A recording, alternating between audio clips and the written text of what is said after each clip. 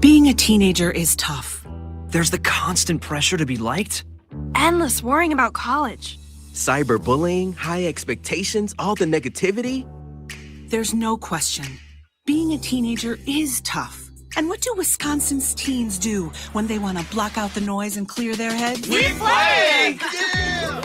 Research shows that teenagers who participate in high school sports have lower stress levels, more confidence, and greater self-esteem. And then there's the biggest benefit of all. High school sports are fun. Not just fun. They're a lot of fun. Encourage your teenagers to participate in a sport or activity when they go to high school. They'll stress less and smile more. And they'll be laying the foundation for a happier, healthier future. This message presented by the Wisconsin Interscholastic Athletic Association and the Wisconsin Athletic Directors Association.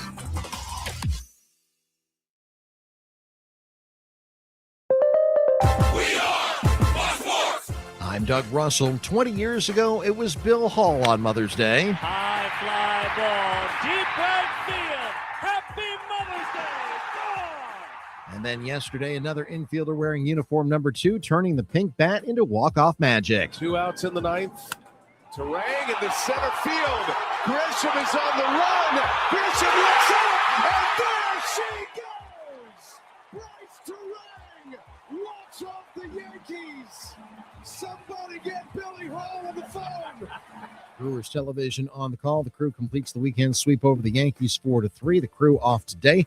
They'll welcome in the Padres for 3 starting tomorrow night.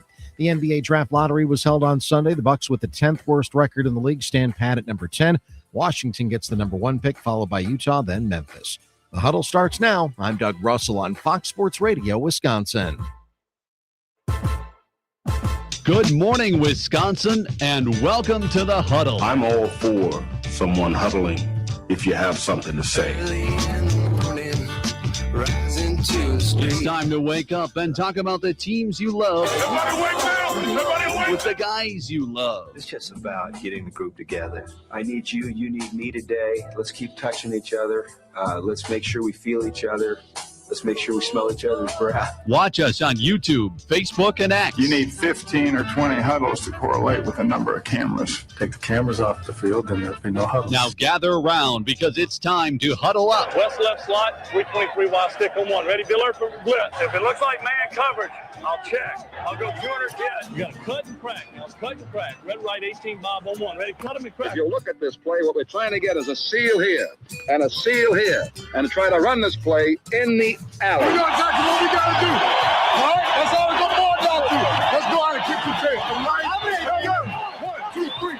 Keep doing what you're doing. Sit our guys after and make the play. Be right, all the way outside. Wide, left, fake, 396 bag, D hand, C puck. Is that long enough for you? I want you to be proud of your profession. It's a great profession. Go out there and play this ball game like I know you can play it. With Drew Olson, mythical, legendary figure. Bill Schmid. Oh, my God. This man's been out all night. Armen Sarian. This is it. Don't get scared now. Sanchez, we ready? Fox Sports Radio Wisconsin is on the air. Oh, isn't that special? Welcome into the Monday edition of the Huddle, Fox Sports Radio, Wisconsin, 920 Milwaukee, 1070 Madison. Everywhere for you folks on the iHeartRadio app, streaming live, Facebook, X, and YouTube. Drew Olson, tan, rested, and almost ready to tackle the topics of the day with my pals Billy Schmid and Armen Sarian. Boys, thanks for holding it down while I was away. Well, I appreciate it. There's levels to it, and the levels of success of holding it down might be questioned by some. However, they say skating in full strength in the NHL playoffs, and it's good to be back at full strength again. Because as fun as it can be to welcome in Armen Sarian into the big chair, Drew, it comes with a level of excitement and vigor from that side of the glass. So it was a fun time, and we had our friend Dave Gasper in for a couple of days, but nothing like the 3-man crew and the 3-man week that we get to rub. Skating at full strength. Good to be back, well rested. It was a great week away. It was nice to unplug and to be in. I was in Costa Rica in the jungles, looking at volcanoes, swimming in hot springs, natural hot springs, waterfalls. I was going to say, did you do any wild stuff like that? Like, did you see any crazy wildlife, or was it one of those, you always see the in The Bachelor, they would have like the dates. You know, they would always go swimming in caves or under a waterfall. Do you have any iconic moments like that? Like lots of those. Yeah. You and the guys go swimming through the waterfall together. Like not romantic, but like you know what I mean. It's a guy's trip. So yeah, a jungle ATV tour that was pretty epic. That's what I'm talking about. The Can-Am where you're driving through rivers and streams that just getting flooded. It was like the best. The moment when you go on the water ride at like Six Flags or something, and you get splashed kind of at the end. Mm-hmm. It was like that for just that half hour. Yeah, it was a 4-hour drive where we're doing that consistently. Full experience, right? Like, hey, you might want to put your phone in this waterproof little glove case. Protect yourself a little bit here. Okay. I always feel now like I see why. I always feel like the guys. I'm not sure if you're a driver or a guy, but I always feel like those. We did that day. Those are the best vibe guys. Like, my guy was named Patchy. He was amazing. Those are like the best vibes. Patchy from Vamos Tours. Vamos Tours. It was great. I highly recommend getting away and highly recommend Costa Rica. Those people got it figured out. They have low stress and high life expectancy. Go figure. Yeah, that's a good perspective to try to grab. Yes. Try to tap into that as much as possible. And I enjoyed your welcome back post last night. With that, just there's great ways to be able to grab some perspective. I think there's a lot of people that found it over the weekend. Mother's Day can be one of those times for you that we're in such a world and a time where everything of anger, frustration, venom, or also even the good things get so magnified. We're in a magnifying glass time, even though the world is living around you, right? It's difficult sometimes unless you break out of the daily grind and the routine of what you're in to realize that, man, life is going. And if you're not going to grab a little bit of it and enjoy it, it's going to pass you by. It's too quickly. Fantastic perspective, Billy. We spend too much time worrying about crap out of our control. So true. And if you're following, and with what we do, talking about the teams that we follow, if you're following those teams and they ruin your day, or you're so mad with teams you love that it becomes almost like an anchor. It's like dragging your mood down. You get arrested by it. Go to the beach. Go see some mountains. Go to see a natural hot spring. Swim in a hot spring. Touch some grass. Go see some sunsets. And let it be an additive again. Pretty wild. Yeah, absolutely. Billy, you're right. And it's a great thing is, though, I'm in another country. I'm drinking beers. I'm reflecting on the day's activities, and I'm watching the Brewers beat the Yankees. There you go, baby. Good finish off of the cap. There were some moments there where I slipped in some screen time, but it wasn't like, oh my God, I got to watch this game. It's like, hey, this game is on here. What a bonus. Let's watch this. Let's enjoy. Back to the enjoyment this part. Hockey game. Let's watch this, the Brewers Yankees. And what a series for the Brewers Yankees. Gosh, Mother's Day miracle, dude, and that's a Aaron Rodgers. How can you not be romantic about sports? It was how can you not be romantic about football? 20 years on the same holiday, both in the same number 2 uniform, and both with a pink bat. Now, I think Bill Hall, his walk off in 2006 was like the first year that they were doing the pink bat. Now everybody's got one, and Brice Turang smacking that thing off Bednar yesterday was the perfect cap to. Hey, man, we've been waiting for one of these moments, one of these little bit of a jolt and a smack into the elbow for the Brewers team. And if you beat that Bronx Bombers team, how good they've been this year, 3 times in that fashion, you think that this weekend has to be that jolt that you've needed. Yeah. Great weekend. First 2 walk-offs of the year. And the thing is, even without yesterday, I think it would have still been a really good weekend and good series. Obviously, you take the series from the Yankees, but what a capper on just a high vibe weekend at the stadium. And it's all started, in my opinion, with CC being there and that excitement and Friday night. So just an awesome weekend for the Brewers. And you're right, Billy, this might be the all right, is this like the start of it? Here we come now. Cubs finally, the winning streak's over for the Cubs. Maybe the Brewers are going to start climbing, and we're into May, and hopefully into some great things. Brewers back into second place, or a tie for second place, essentially 3.5 behind the Cubs. But the water's calmed down. The Cubs didn't score a run for 18 innings, right? Which is a good thing. You start calming down what they've been rolling on. Because, Drew, the other thing you missed was them just not losing last week in some of the most ridiculous fashions I've ever seen. They were digging themselves last week too, and now they're going to be playing the Braves, and the Braves are good. So really good this year. Big time. Some room for movement there, but the Yankees still bring the juice. Totally. We talked about it. That they just bring the juice. It's another level. In the excitement, the amount of random people that could be going and are in positions, Drew, to be going to a lot of different games, just looked at me last week and they're like, man, I got to go to one of these games this weekend. The Yankees are in town. There's a different level of excitement. I also think there's maybe a different level of belief in the success. right? Like when they swept the Dodgers last year in the middle of July, even though 2/3 of the Dodgers starting rotation was out from that series. I think it was Glasnell's first return. People didn't care what type of Dodgers team you swept. You swept the Dodgers. That adds a different level of excitement. Just like last year, getting swept by the Yankees was, maybe you're still in a class below.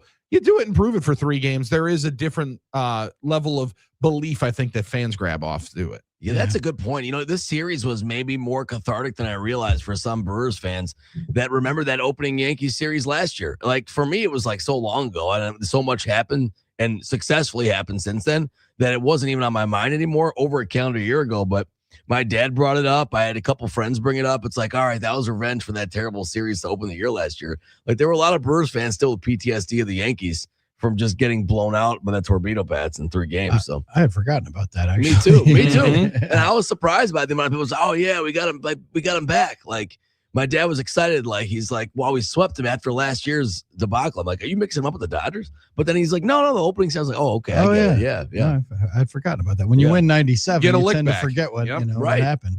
But even after losing 3 in a row, the Yankees are still 11 over. I mean, they're really good. Great, big time. And that's a nice weekend for the Brewers. Could be springboard into a day off today.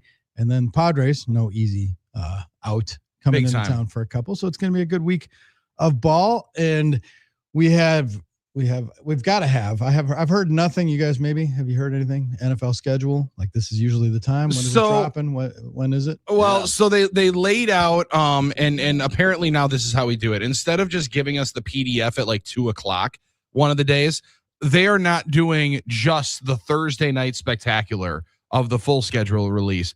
We've got games.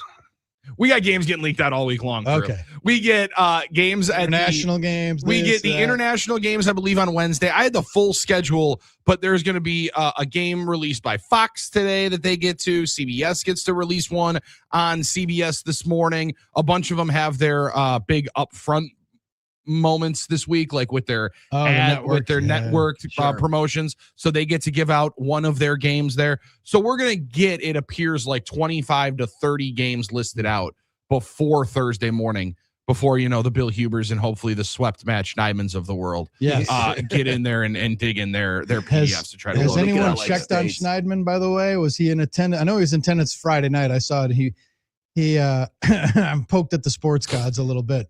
He was in attendance on Saturday too. It looked like Brewers TV caught him hanging on the bullpen. I don't think I don't know that he's going to be very loud. I would assume at Matt Schneidman going on here. The funny thing is on May 8th, to open, he said he apologized in advance for the sweep. That was his joke, Yeah. And then he corrected. Well, he said to himself, "I did correctly call a sweep, so no apology necessary." Around Called that it. one. Oh yeah. Well, our buddy Wayne Lair, a Yankees fan as well. Yeah, Wayne. That one's going to sting for those boys a little bit. Yeah. But again, like you said, they're 11 games over 500. They got their a lot time. of ball game left, and they are a good outfit. The nice thing about talking to Wayne about it is he always gives, even though he's a Yankee fan, he always gives them the smoke. Like, and the same with Dolphin.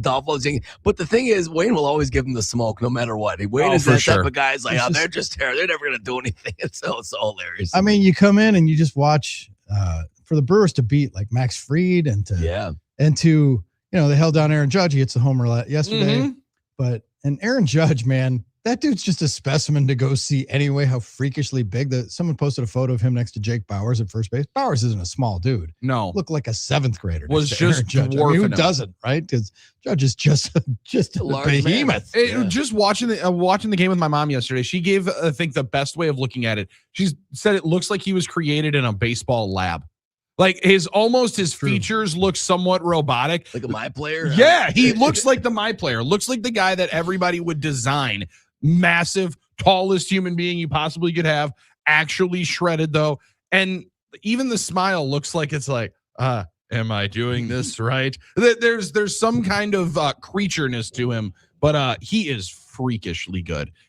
Also, though, apparently so is Jacob Misiorowski freakishly good. Oh, my goodness. There's times where things blow right past you in viewing, just like the first inning on Friday night, even though it feels like a week and a half ago. Mm-hmm. The first inning did not really lock me in until I realized that I was one pitch away from an immaculate inning, and it might have actually been one if you would have hit the ABS on that last pitch to Judge. That was incredible. He brought all of the smoke. And you mentioned it with Fried. It's not like you beat anybody that weren't the Yankees' top guys. They brought their dudes, and you ended up beating them, including Fried starting up on Friday night with your best guy being absolutely unhittable. Just crazy what he can do. And the thing about Miz is it reminds me back to last year when there was so much excitement for him coming up and the game against Skeens and all that stuff. And it's like, it's one thing to be a good pitcher and get outs and get quality starts and have a nice ERA, but it's quite another thing to do things that are physical feats that make people want it. And you talk about it with Judge on the offensive side. There's a lot of that with him. And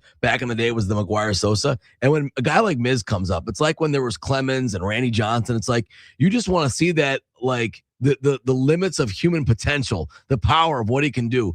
It just blows your mind to say a man can throw 103 plus. It's not human, but there he is in front of us. This gangly kid is doing it, and it's really special to see.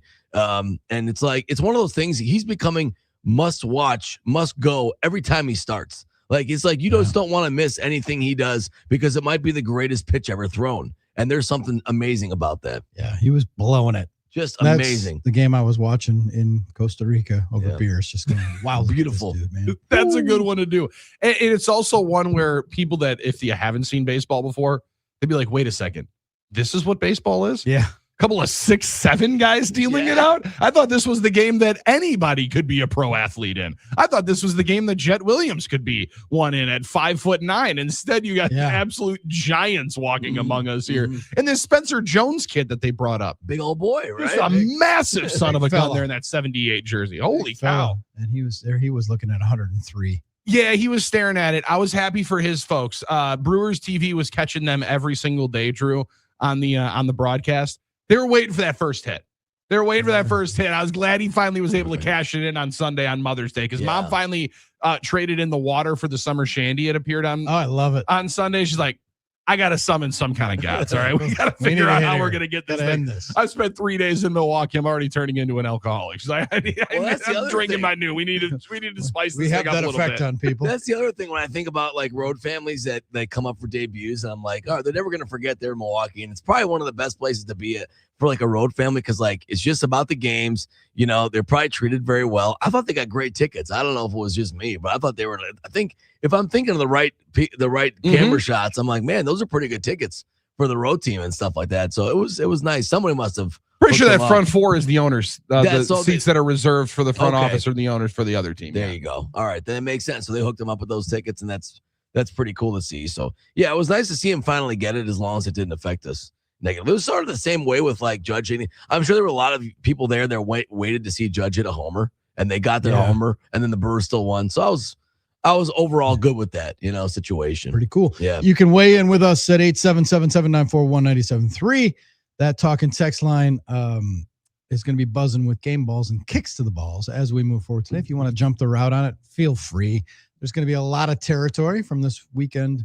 Brewers. Now, if the sports gods had been smiling, and if we were living in a movie, the walk-off homer would have come from Blake Perkins yesterday. But he did get the hit. He did get the big moment. The guy who lost his mom last year to cancer, and it was talked about a lot. That would have been the storybook, but it was still a pretty good story to have Brice Turang go and to avoid extra innings and get that game in under 3 hours. I was going to say get that game in under 3 hours. My father-in-law, just before Brice Turang walked into the batter's box, didn't realize that there were 2 outs, thought there were 3 outs. He goes, damn, I guess we got to go to extra innings. And then first pitch, he got dunked on right away. Nice. There's some cinema that happens in sports. And you're right. The storybook would have been Blake getting the winner.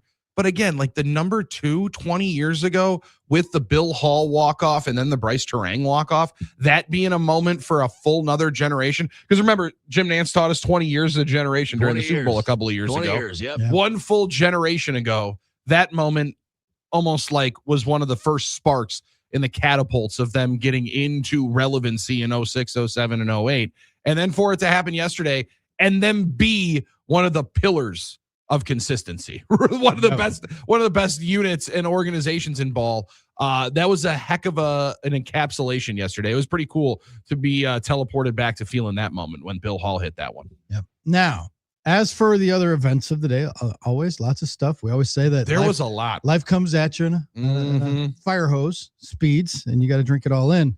while the Brewers were playing the Yankees and going for their sweep, we had the little diversion of the NBA draft lottery that everybody was watching right there at 2:00 on Mother's Day, Drew. I wonder how that at the risk of jumping the route on game balls and kicks. Deliver it. Is there a worse production in all of sports TV than what we saw yesterday for the NBA draft lottery show? Oh, it's brutal. It was horrible.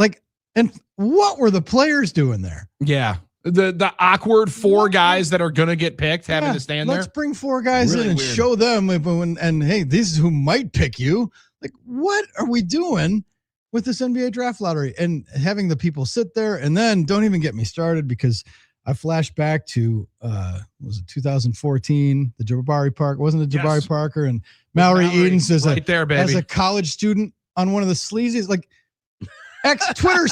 Twitter, now X, has not gotten better since 2014, right? God. It's got more expansive, that's for sure. The night that the Bucks, and it had little to do with the Bucks, but Mallory Edens, when she was a college student at Princeton, and she did this 12 years ago. Oh God, that was one of the sleaziest, creepiest nights.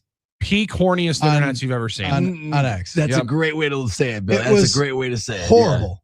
Yeah. It was like the thirstiest night. Yeah, for sure. For sure. Yes.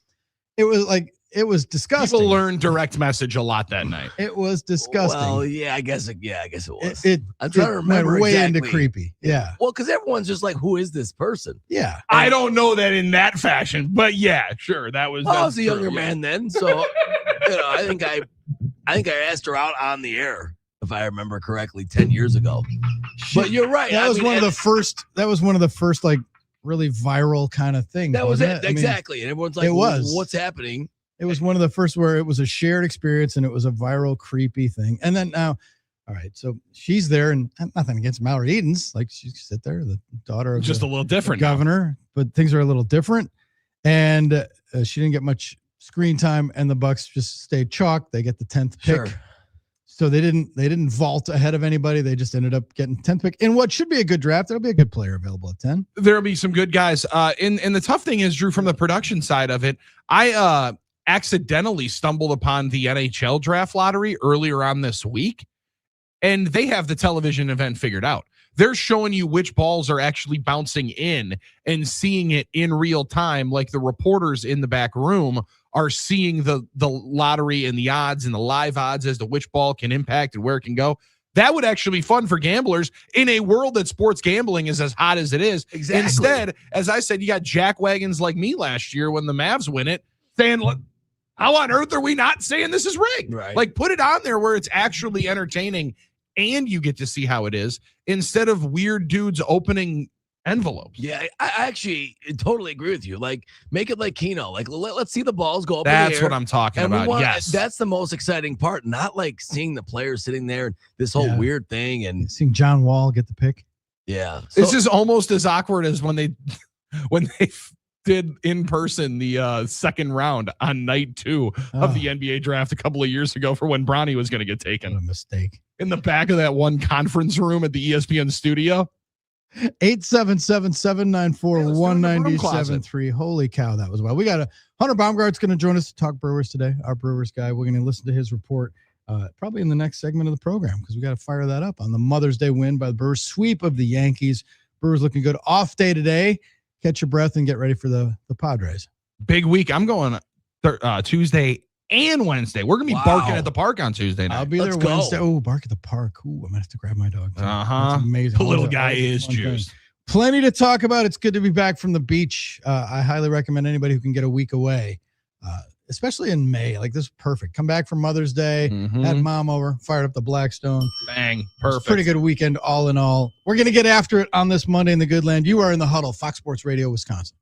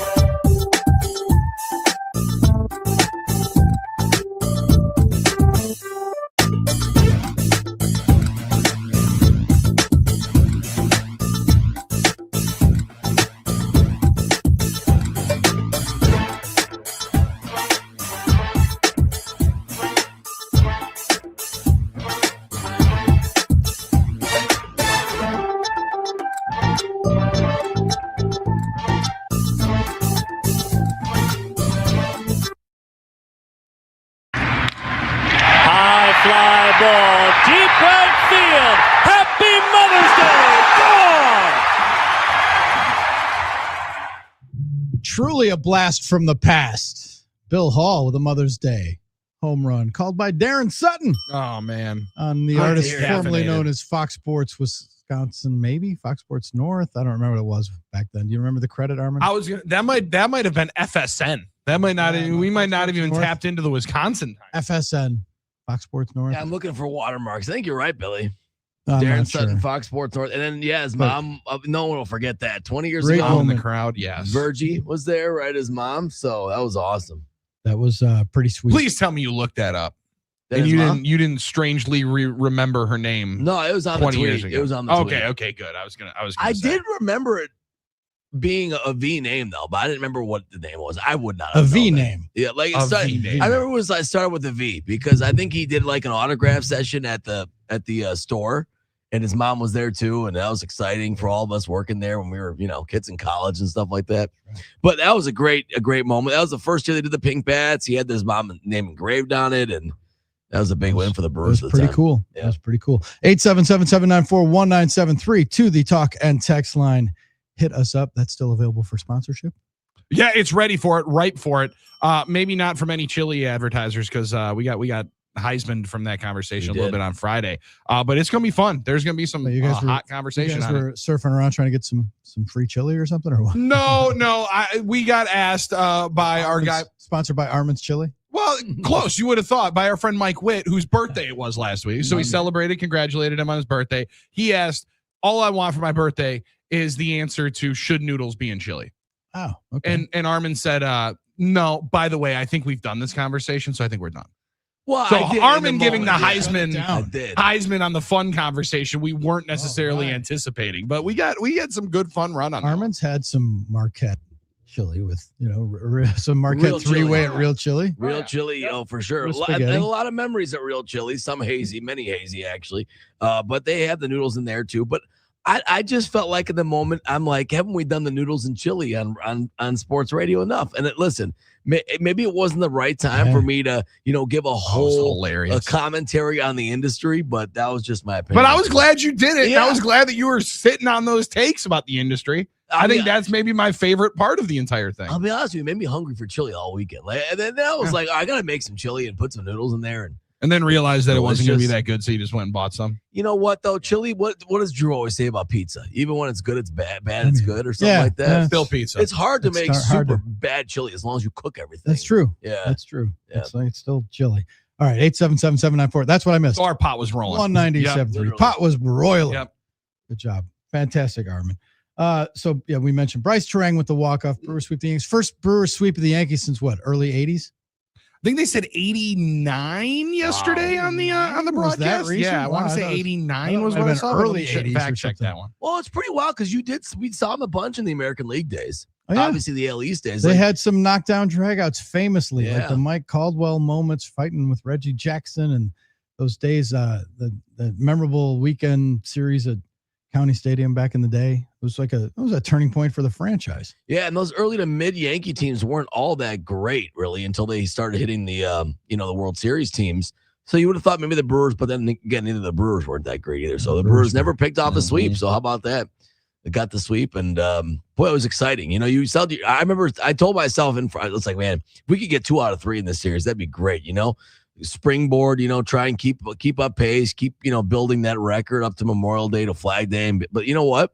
Getting the sweep, now you're really feeling confident about this team and saying, all right, now what are we gonna do next week? There's a level of excitement to the next week. And it's hashtag baseball, and I know people get too excited when the season starts to make pronouncements and write guys off Big or anoint them as all-stars and perhaps future Hall of Famers. But it seems to me like Renjifo's been in the middle of some things, contributing. Remember when he sucked? Yeah, it was no a doubt. bad pickup. It took him a little bit of time to be able to grab that role because it's a little different than he had before. A little bit. But then he's, now he's performing. But it's also crazy how different the lineup looks when Jackson Chourio and Andrew Vaughn are in it. Oh, I mean, like totally. it is day. It's so different. I don't necessarily know all of the different pitches that everybody's seeing, but the protection you get and just the excitement when 11 steps into the batter's box to start a game is unique. Just the production. Like these guys they're just good hitters. You want good hitters back. And we kind of, I don't know, man. There's something in our nature that we just kind of dismiss the idea. like, oh, the Packers melted down last year, and they did. They're also without like 4 or 5 of their top players, and the drop off is considerable. There is a drop off is considerable from Chourio. The Brewers don't have many guys like Chourio. No, two things can be true at the same time. Yes, everybody has injuries. Yes, they also can debilitate your opportunity to win, right? Like you can't necessarily, it's not necessarily an excuse, but it's an explanation. It makes a whole lot of sense when you're not being able to put up that kind of offense. And then yesterday, though, for the capper to come from Turang, feels like he's been so close to being able to put one over the wall over the last couple of weeks. He had the 9th inning job on Monday night in St. Louis that was rather elementary because it didn't necessarily matter. I think they were down 6-1 at the time. But he's hitting the ball hard all year long. There's maybe a little bit of leveling out coming with Garrett Mitchell. And then you mentioned his name, Blake Perkins. Dude has gotten all the frequent flyer miles to Nashville that you possibly could have.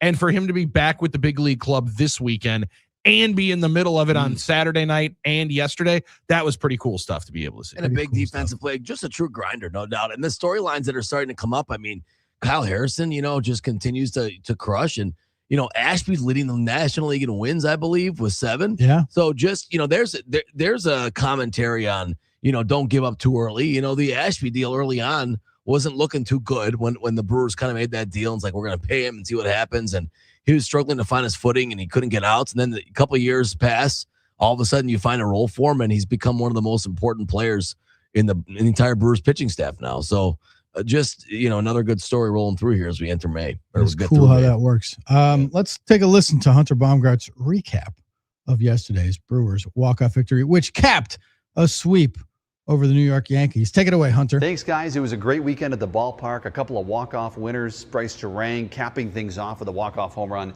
on Sunday afternoon to complete the sweep. Did you know Brewers had not swept the Yankees in a 3-game series since 1989? How about that? That, of course, was at County Stadium.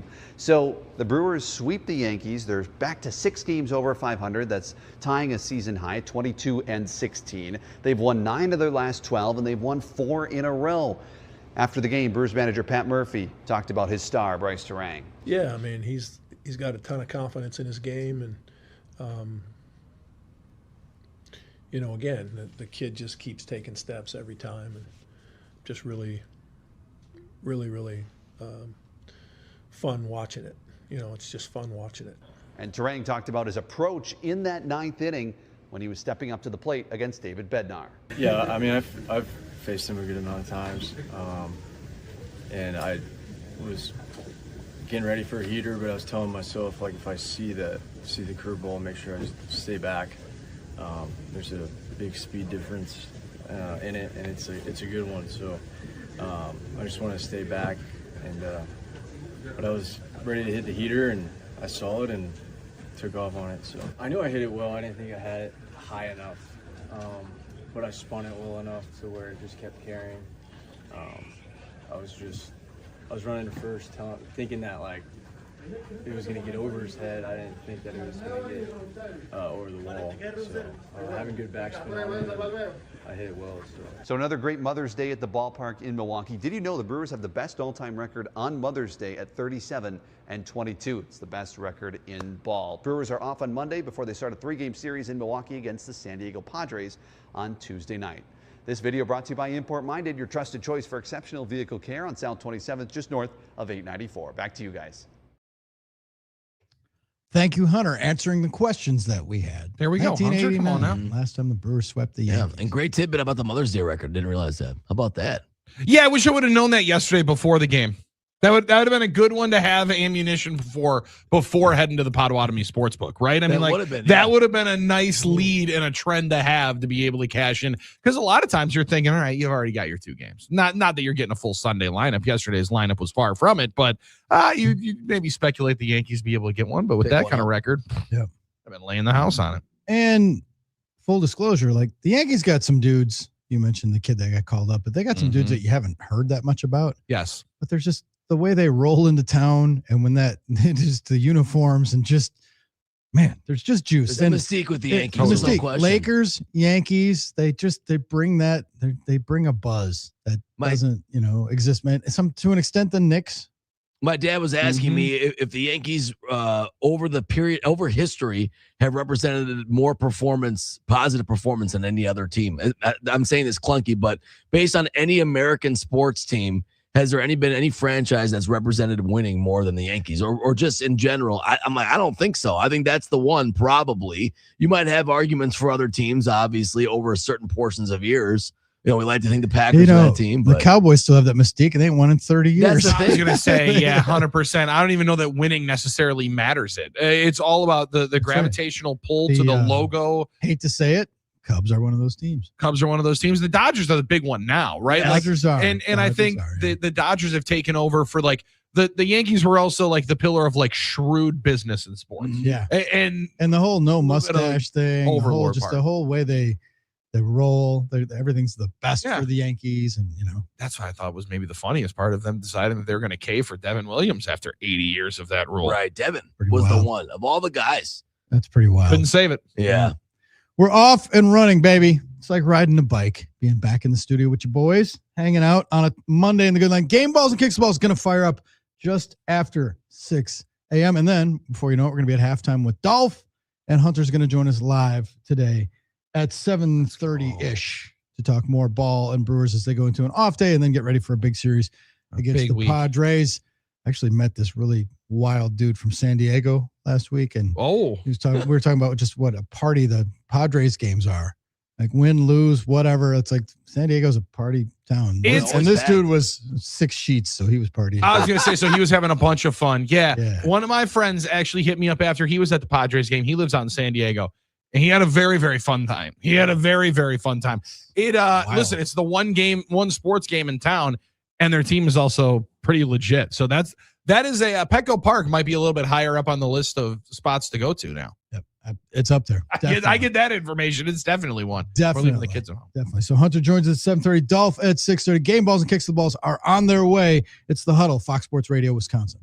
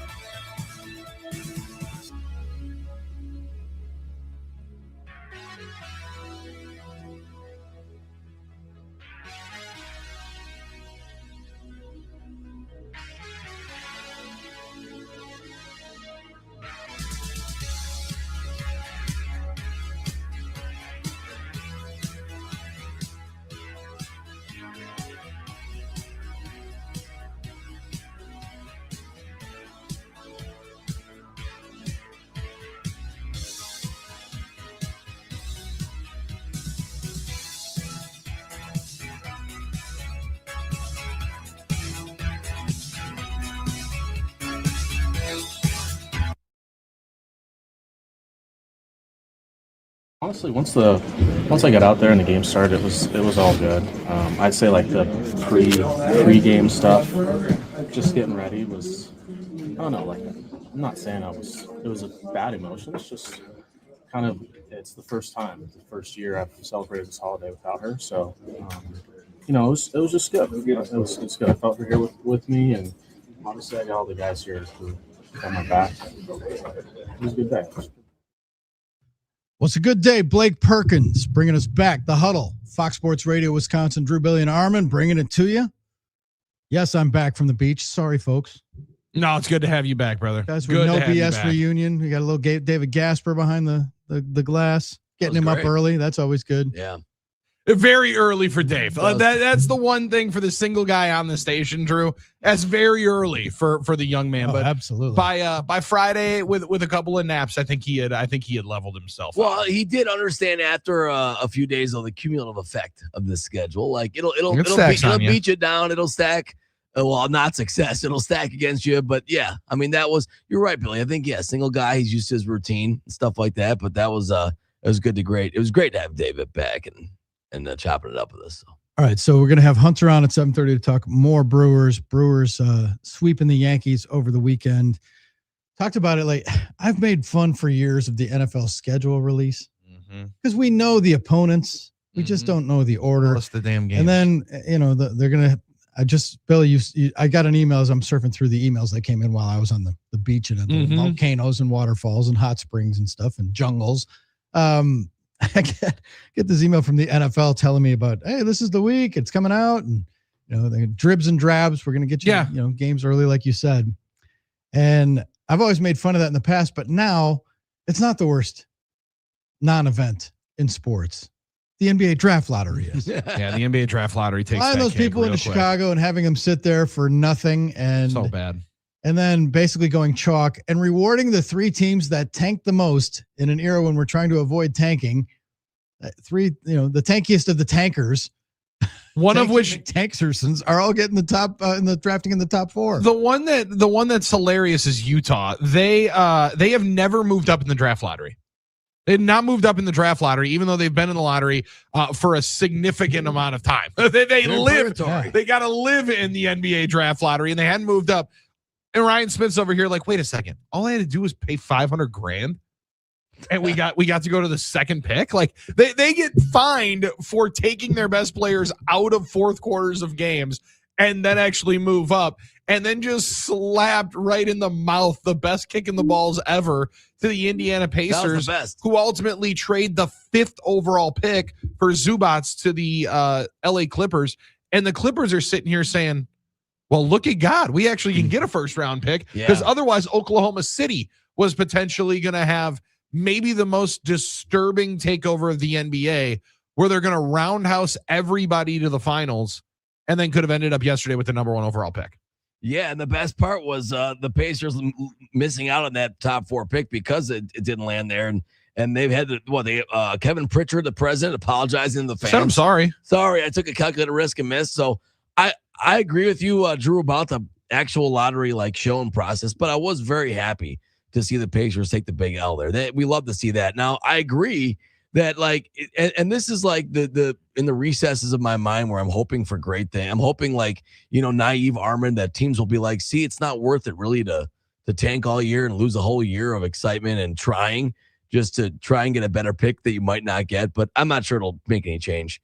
Although they do have the new process now with the 3-2-1 thing in the lottery. Yeah, the rules that they're going to vote on later this month are going to prohibit it, not necessarily the goodwill and spirit of competition. Sure, right. I like that that's where your head was at, though. I tried. I'm like, see? Just the power of positivity and competition and spirit would change it. No, it's the almighty dollar that's going to change. And if they're going to continue to pull money out of people's pockets, they will. But the Wizards trade for 2 All-Stars.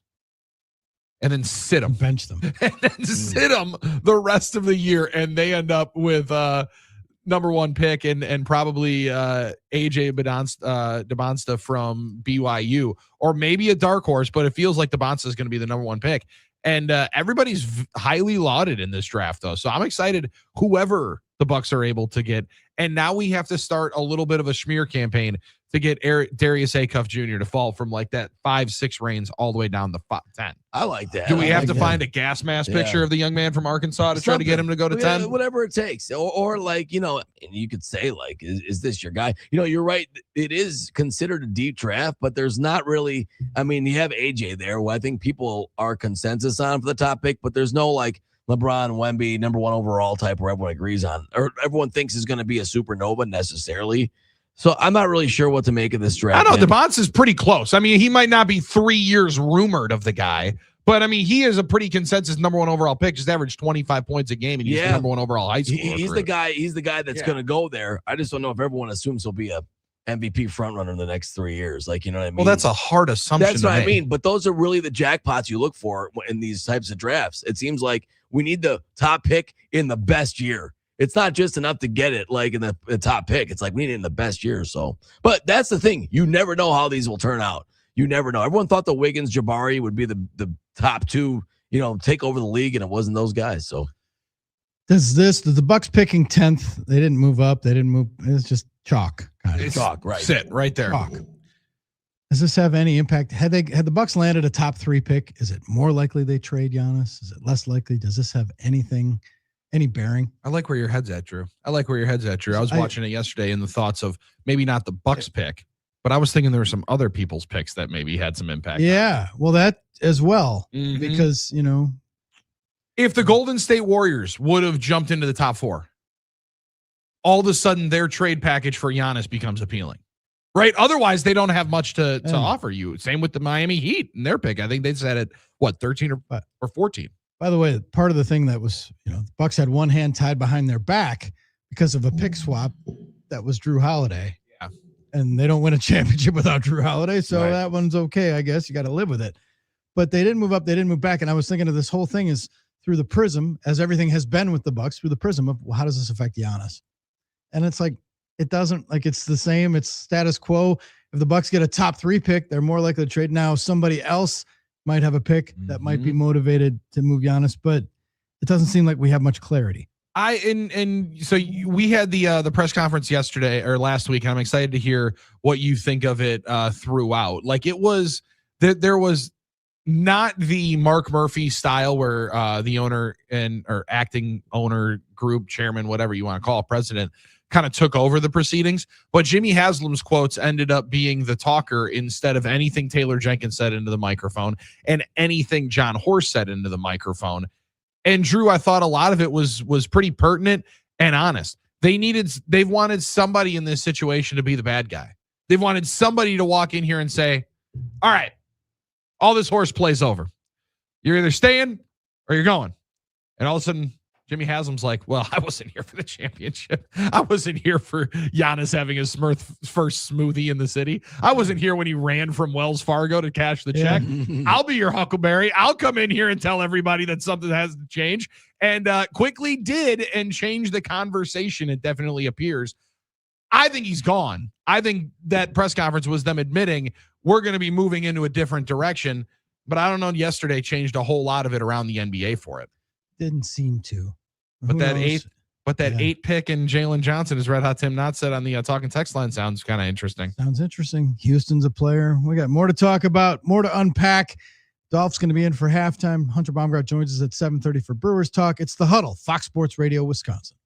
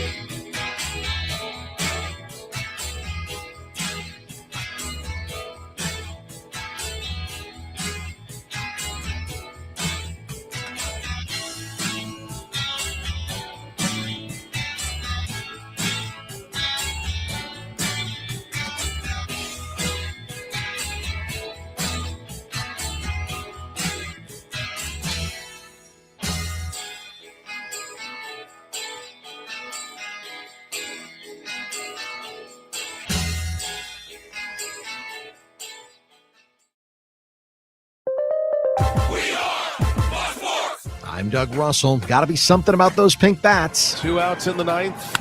Turang in the center field. Grisham is on the run. Grisham looks up, and there she goes. Brice Turang walks off the Yankees. Somebody get Billy Hall on the phone. Brewers television on the call. The Crew completes their weekend sweep over the Yankees 4-3 at American Family Field. Milwaukee off today. They'll welcome in San Diego for the first of 3 starting tomorrow night. The NBA draft lottery held on Sunday. The Bucks will pick 10th, the same spot they entered the lottery with, so no better or no worse. The Wizards are the big winners. They'll pick first. The draft starts June 23rd in Brooklyn. Playoff basketball on Sunday. The Knicks eliminate the 76ers in a sweep 144-114. The Timberwolves square up their series with the Spurs 114-109. Hour 2 of the Huddle starts now. I'm Doug Russell on Fox Sports Radio, Wisconsin. Good morning, Wisconsin, and welcome to the Huddle. I'm all for someone huddling if you have something to say. It's time to wake up and talk about the teams you love. Nobody wake up! Nobody wake With the guys you love. It's just about getting the group together. I need you, you need me today. Let's keep touching each other. Let's make sure we feel each other. Let's make sure we smell each other's breath. Watch us on YouTube, Facebook, and X. You need 15 or 20 huddles to correlate with a number of cameras. Take the cameras off the field and there'll be no huddles. Now gather around because it's time to huddle up. West left slot, 323 wide stick on one. Ready, Bill for blitz. If it looks like man coverage, I'll check. I'll go 200 hit. You got to cut and crack. Now cut and crack. Red, right, 18 Bob on one. Ready, cut him and crack. If you look at this play, what we're trying to get is a seal here and a seal here and to try to run this play in the alley. We know exactly what we got to do. All right? That's all the ball got to do. Let's go out and kick the tape. All right? Hey, yo. 1, 2, 3. Keep doing what you're doing. Sit our guys after and make the play. Be right all the way outside. Wide, left, fake, 396 bag, B hand, C puck. Is that long enough for you? I want you to be proud of your profession. It's a great profession. Go out there and play this ball game like I know you can play it. With Drew Olson, Mythical, legendary figure. Bill Schmid, Oh, God. This man's been out all night. and Armen Sarian. This is it. Don't get scared now. Sanchez, we ready? Fox Sports Radio Wisconsin is on the air. What a numero dos here on the Huddle. Fox Sports Radio Wisconsin. Drew, Billy, and Armen at headquarters, hunkered down, bunkered in, and ready to discuss the topics of the day, which today, being Monday, is game balls and kicks to the balls. Welcome into the Huddle. We're on 920 Milwaukee, 1070 Madison, everywhere on the iHeart app. If your alarm set for 6:02, it's time to get your ass out of bed. Get rolling. Come on now. Days ahead of you. The week's waiting for you. Go Right, take let's it. seize it. Those sociopaths are already probably done with their elliptical stuff, and They're showered up on the way to work Exactly. already, Drew. Yeah, their 45-minute grind is already cashed in. They've gotten it in, but we are here for you. Facebook, X, and YouTube. Hello, streamers. There's plenty of you having little side conversations as they do. Get us on the talk and text line 877-794-1973. Because Mondays in the Huddle means game balls and kicks to the balls. Let's open it up, Billy. I know you're itching. I know you got some holstered up, burning a hole in your pocket. Let's go. Well, let's start it out with a game ball to Kevin Pritchard of the Indiana Pacers, who otherwise is getting kicks in the balls all weekend long. He is the GM and president of basketball operations for the Pacers. Boss. They traded their number 5 overall pick, their first round pick this year, in a deadline trade to the LA Clippers for Zubats. And yesterday, Drew, after all of it, and this is why he gets a game ball, Kevin Pritchard admitted, sorry guys, I'm a bit of a gambler. I didn't think it was changing. Billy Hall on the phone. I'm really sorry to our fans. I own taking a risk. Surprised we came up 5th this year. I thought we were due some luck. I thought the wheel was spinning our way. I thought we were due some luck. Please remember, this team deserved a starting center to compete with teams, the best teams next year. And we've always been resilient. So just because I screwed up doesn't mean we can't win. He tweeted that at Pacers Kev, and it's got 6.2 million tweets, views, and I imagine it's going to be a lot of T-shirts that people have I thought we were due some luck. But it's just hilarious because to me, basically, he's just going out of his way to try and absolve himself right away of any guilt, saying, "Look, I tried. Look, we could have got lucky, but we didn't. But the decision was still right. Don't ever forget that." Right. But it's like saying, like, you know what? I'm sorry. I played Dragon Link. I thought we were going to get lucky. I just thought we were due some luck here. Max out major. I thought we were due to hit it. It's hilarious to me. Just hilarious. Couldn't happen to a better franchise. Look at all these firecrackers. They're all the way up to the top. How on earth are we not getting a bonus? Man, insane. At least he apologized. Right. So Armen, we jumped around a little bit. Little rust. Sorry, because we have we got to play the Sounders because a game ball on the show today is this. Somebody get Billy Hall on the phone. BA Brewers TV, great call. And 20 years later, Mother's Day, the Mother's Day miracle. And then conversely, kick to the balls on the show today is. That was Reggie Miller's reaction when Wemby smacked him with the elbow, smacked the old boy with the elbow. Nas Reed taking it right to the mouth. No pause yesterday. Just something about the moaning by Reggie Miller. I just couldn't. I just thought it'd be a good one for it. All right, the bidding is open for game balls and kicks to the balls. Give them to us. And we have talked about it a little bit, but we have to kick to the balls in general, the production or lack thereof of the NBA draft lottery on TV. Maybe it's sliding it in while we're watching Brewers Yankees or 2:00 on a Sunday seems weird. I would have rather seen it 2:00 on Mother's Day. Do it on halftime of a game in the weeknight. Like that's the way they used to do it. Thank you. It used to always be like it was the pregame show for one of the games. And in essence, that's what it was. It was like leading into a doubleheader yesterday, but that didn't make any sense to me the way they did it. And having players there for what? Like, what are we doing? Like, why do I need to see Carlos Boozer, who might be picked by one of the teams with the top 4 pick? Like, what are we doing? It makes no sense. It's and awkward. It was Mother's Day, so they had their moms with them. Like, what was that? Like, this isn't the draft. I was watching it with a kind of a non-sports fan, and it was like, you mean there's no players? We don't know what teams are going to today? I'm like, no, this is just for the order of the picks. Like, this is dumb. Yeah, what a strange nay. Hey, but we're gonna take you to Chicago. You can have a great weekend, I guess. I don't know. Not must-see TV. And now we mentioned before, and nothing against Mallory Edens representing the Bucks. I saw John Horst in the crowd. Yeah. But Mallory Edens is sitting at the table, and it just made me flash back to one of the sleaziest, most I need to take a shower nights on Twitter. That was a horny night online. The horniest night online ever when she was a college student at Princeton, and she was, she's lovely. I mean, come on, but it was right. If you don't remember, if you weren't paying attention to social media back then, Armen remembers.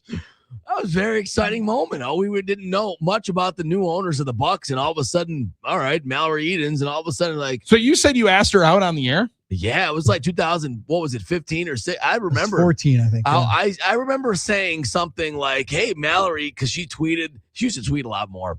That she was like, she was scarred after that because she went viral and guys were saying disgusting things. She was going to be in Milwaukee, and I was like, "Hey, if you want someone to square you about town." Armen offering his services. This is PL. All right, this is pre-Laura. All right, okay. I shot my shot, and it did. You'll be shocked to know I didn't hear anything from the young lady. I'm floored by that development. Yeah, well, I guess she was busy doing her Princeton or modeling on yachts or whatever she does.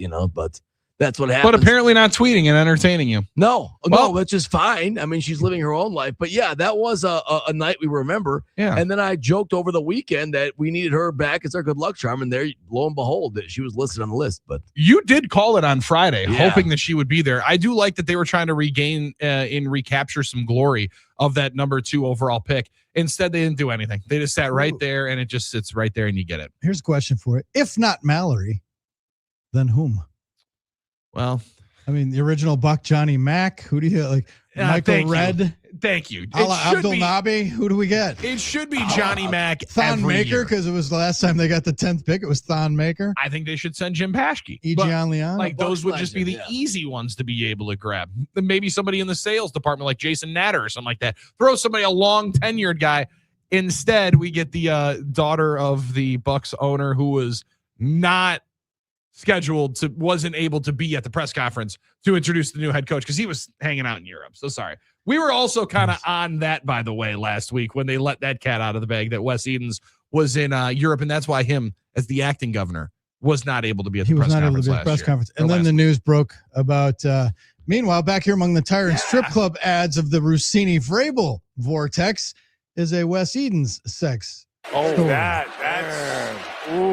Yeah. Ooh, I don't know if for $1 billion. Strange enough, I don't know if those were the sounds that were being made, but 64-year-old Wes Edens, the co-founder of Wall Street investment firm Fortress, also owner of Aston Villa, the soccer team, and the Milwaukee Bucks, reportedly, according to the New York Post, was allegedly blackballed by Chinese-born divorcee Sophie Liu, who, 46 years old, slid into Wes Edens' LinkedIn DMs back in 2022.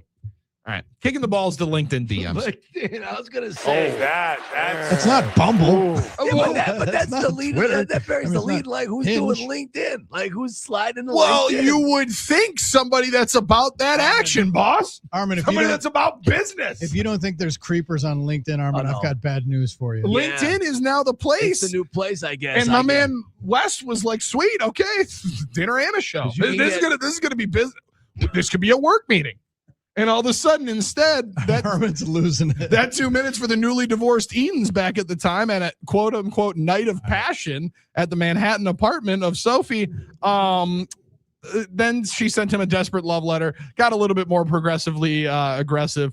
And then at one point, after getting promised Drew $6.5 million, she said, "No, don't double it." Oh boy. 84 times it and give me $1.2 billion.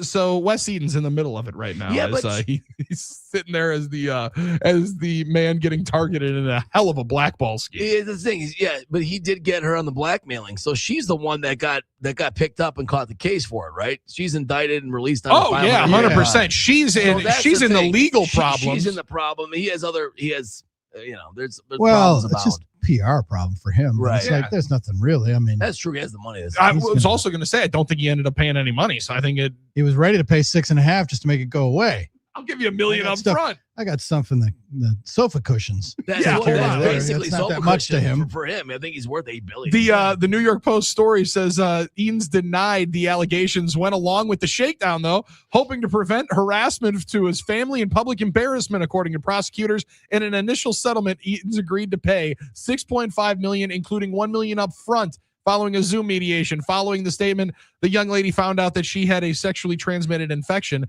that can lead to cancer. She tried to blame it on Edens and then looked to renegotiate the deal.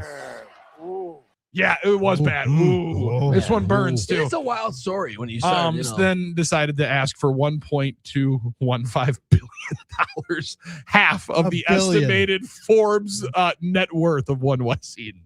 He's worth like $2 billion. $2.5 billion is what they said that he is worth. Okay. She's now charged with 4 counts, including blackmail, destruction of records, and has pleaded not guilty. So that's why he was in Europe. Well, other obligations. I was going to Europe say, good time to go to Europe. That's why. Well, that and the 10th pick market at that time. Yeah, that and the 10th pick is why Mallory wasn't smiling yesterday, because she's got, I'm sure there's like crossfire. The crossfire hurricane from this. Could you imagine the New York Post grouping when all of a sudden Mallory Edens' name came up on those people that are going to be live? They're like, all right, make sure we have that thing ready to drop right before that draft lottery. Yep, right before the lottery. Let's hit this. Let's schedule up those tweets. 877-794-1973 through your ticket to get us your game balls and kick to the balls on this Monday. We've already kicked the NBA draft lottery show, which was just like they're trying to build it up, and it's like we're getting to it, and then we got the final 4, and then we'll go to break. Having players there was weird, but the mechanics of it from The Athletic. Here, this was supposed to penalize. This was the last year of tanking. That's going to be a thing. We're going to do something to get rid of tanking, and instead, on the way out, we reward everybody who tanked. Mm-hmm. On the day of the NBA trade deadline, the Memphis Grizzlies had a not great but not insurmountable 20-29 record. And there were 2 games out of the play-in. And had the Grizzlies finished with a 17-16 mark in their remaining 32 games, they would have passed Golden State for the last play-in spot. Instead, they crashed to a 5-28 finish. Yeah, the Grizz. But right? at least they did it the right way. They actually traded their good players. They didn't just put them on the IL. But then, here's Washington. Washington gets Trae Young and Anthony Davis, shuts them down with reasonably fake injuries, and cruises to a 3-29 record, with one of the losses highlighted by allowing Bam Adebayo to score 83 points. 83 points. Second most all time. Meanwhile, Utah had a much more respectable 6-24 record over its last 30 games. There you go. That's competitive. Close. Yeah, exactly. But 2 of the 6 wins came against Memphis and Washington, which were tanking more than them. So they come with an asterisk. I'm just so glad you didn't say Bucks. No. Well, I know, that's right? true. Because it felt like it. It sure did. And then, as our intrepid writer John Hollinger, who's the former NBA executive, pointed out, that the Jazz and Grizzlies, and then it's like, the immovable force. Someone's got to lose. Yeah, right? immovable object, the resistance force. Here, the Jazz and Grizzlies played each other. Like, somebody's got to win this game, Someone's right? got to win, I should say. Yeah. And the Jazz won against the Grizzlies 147-101.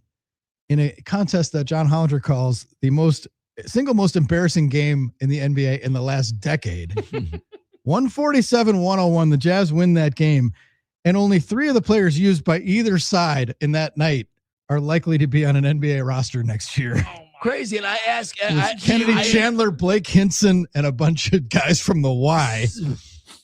Blake Hinson sounds like a guy that was playing in the truest championship yesterday. For sure. He was playing in the basketball tournament.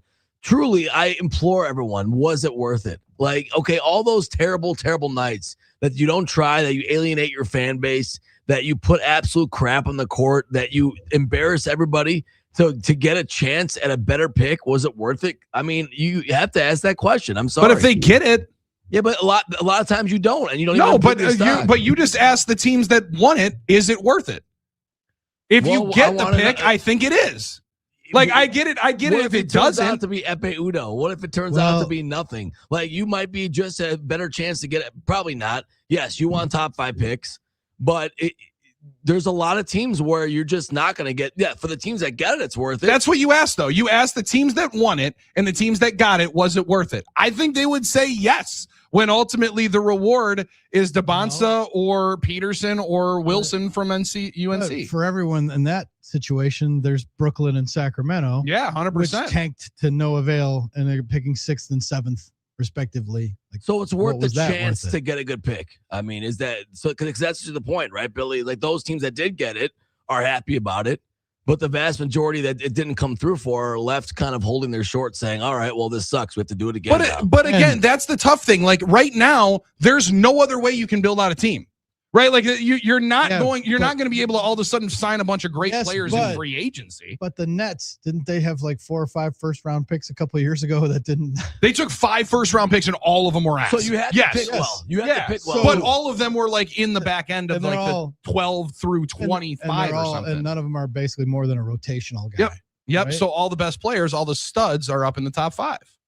The guys that are franchise changers primarily you can make a are case in the top now 5. that the Nets are the worst roster in the league. Very fair argument. Very fair argument. And also, they were one, though, that if you would have looked at teams that would have been able to jump up and then made the swing for Giannis, remember, that was their big thing.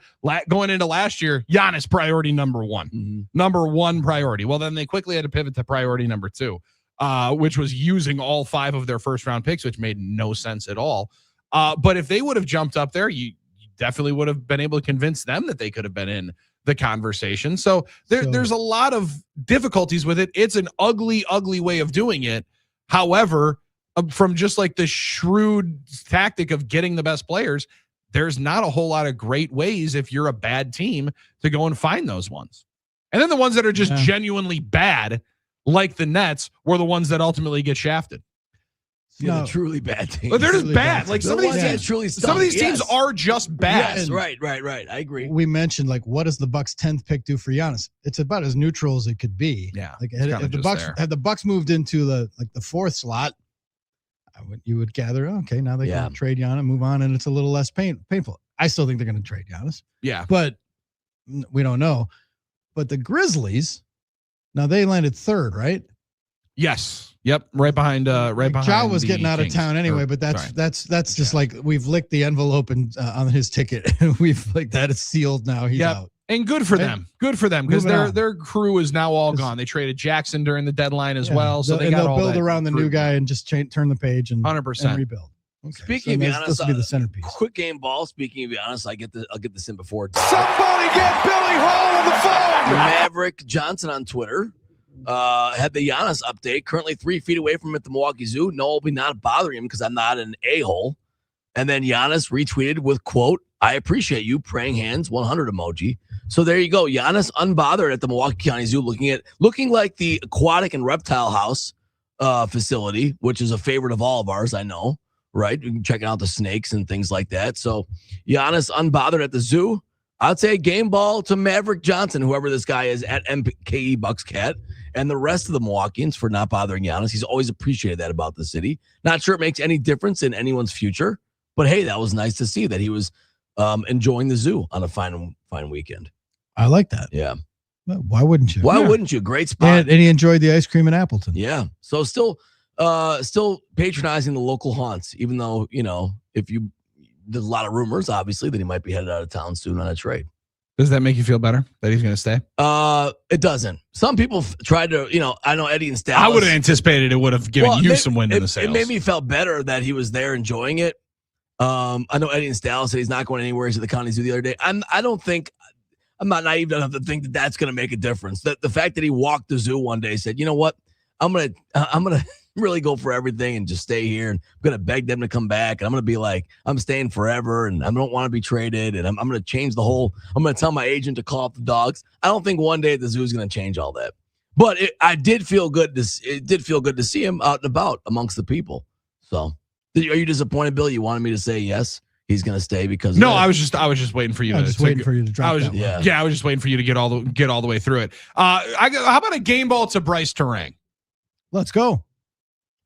Game ball. Somebody get Billy Hall on the phone. Hey, it doesn't matter when it happens. Doesn't matter how long it takes, as long as they get that call. Last at bat in the regulation before you had to get to extra innings. Save everybody that extra 25 minutes in the working spot, and also just the coolest and calmest interview you possibly could have after. Yeah, just trying to put a good swing on it. Yeah, I was looking for a heater, but I told him that if curveball myself, the curveball came, just make sure I hung back on it. Make sure I hung back on it. Also, after I don't know if you saw the Mother's Day video that the Brewers posted, Brice Turang rather subdued. Garrett Mitchell loves his mom and loves all the moms out there, wants to let you all know all your kids love you a lot more than you could ever imagine. Brice Turang's like, Happy Mother's Day.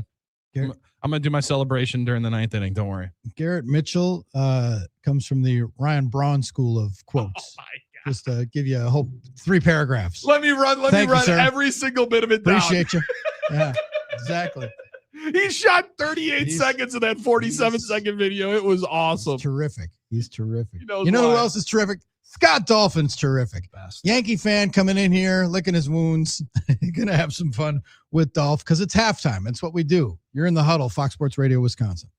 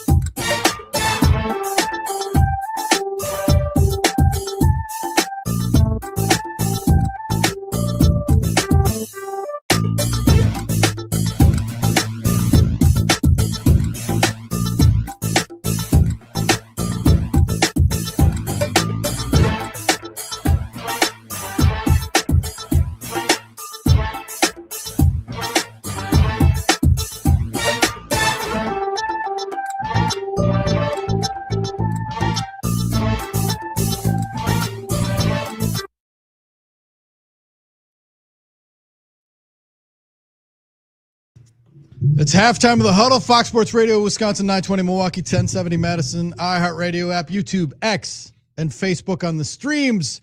We welcome our halftime correspondent, Scott Dolphin from the country station on the Hall FM 106.1. Dolph, you've been to Costa Rica. You know this country that I love. I'm growing up. I made my third, I think, trip there over the weekend. I want to be more like you, though, and experience more what the country has to offer. The 2 times that I've been there have been radio station trips where we had an awesome time and we saw sloths and monkeys and all that stuff. But we were pretty much in the northwestern part of the country in Liberia and Guanacaste. Yeah, I was zipping around La Fortuna, Capos. I went north, south, all over the place. You saw volcanoes? Yes, indeed. Yeah. Swam in some hot springs. And here's the thing. It's Game Balls and Kicks of the Balls Monday on the program. I need to kick myself in the huevos. Armen, lay it on me. Ooh. There it is, Reggie Miller. Because we were talking about the beer there. They have the Pilsen that they drink, which is the oldest beer, I think. And then there's the Imperial Light. And I was hanging out with some friends of friends, and there were 2 guys on the trip that I had never met before. And one of them was like our first night. He thought I was kind of prodigious. He's like, wow, Drew, you can really put away the beers. Because I eat fast, I drink fast. Whether it's High Life or whatever, I'm from Milwaukee. Yeah, I'm thirsty. You're working here. What are we doing? I was just thirsty. Yeah. And he was impressed by the speed at which I was drinking these beers. And the thing is, I've been there the first 2 times I went there. We had Imperial Light with lemon, Imperial Light con limon. That's an order. It's easy to remember. There you go. With lemon. I like that. Lime. Find Lime something is that you limon. know you can order. Yeah, limon is lime. So I have the little lime in there and stuff. And I'm drinking these things, and it's like, we drink a lot of these here, and they do go down easy. And I thought, well, it's because it's so humid, you're sweating and stuff like that. Sure.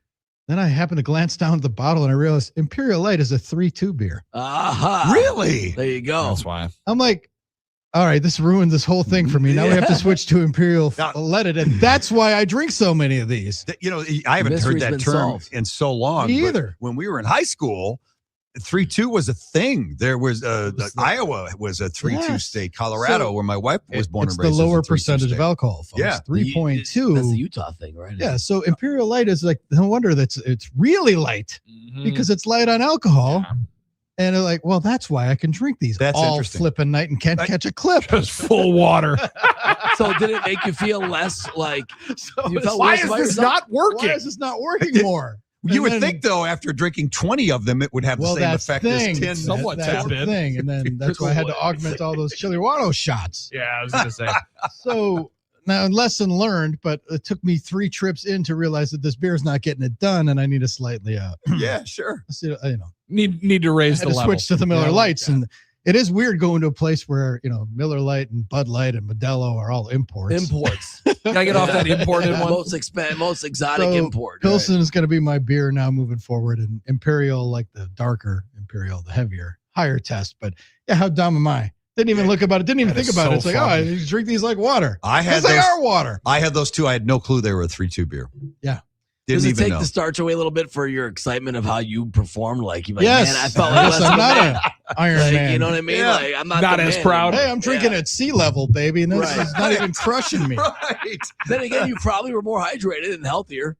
I don't know about that. That's a way of looking at it. Yeah. I think it's more water. You got to look at it that way. That's a beer that you don't want to leave out on the porch if you have it here in Milwaukee and you go to a house party. Yeah. You don't leave it out in the snow to keep it cold because it'll be a beer sickle. I was going to say, yeah, it would be a weapon by the time. Well, that's why. I was like, what is he? I didn't know. According to the interwebs, it's Imperial Light's a low-calorie light lager with mild hops and a light or silky flavor profile. Yeah, it's like water. That's hard to find in the U.S., by the way, and you don't want to if it's 3-2. Yeah, but you know what? When I was just playing, okay, so if you're enjoying the process, enjoying the moment, like Kenny always said, have another beer in Mexico and just waste the day. Does it really matter, Drew? You're enjoying the moment. It was, in the process. Yes. Never look at but the label. my beloved High Life is a 4.6 ABV. Now we're talking. Yeah. You wouldn't think that that's that big a difference.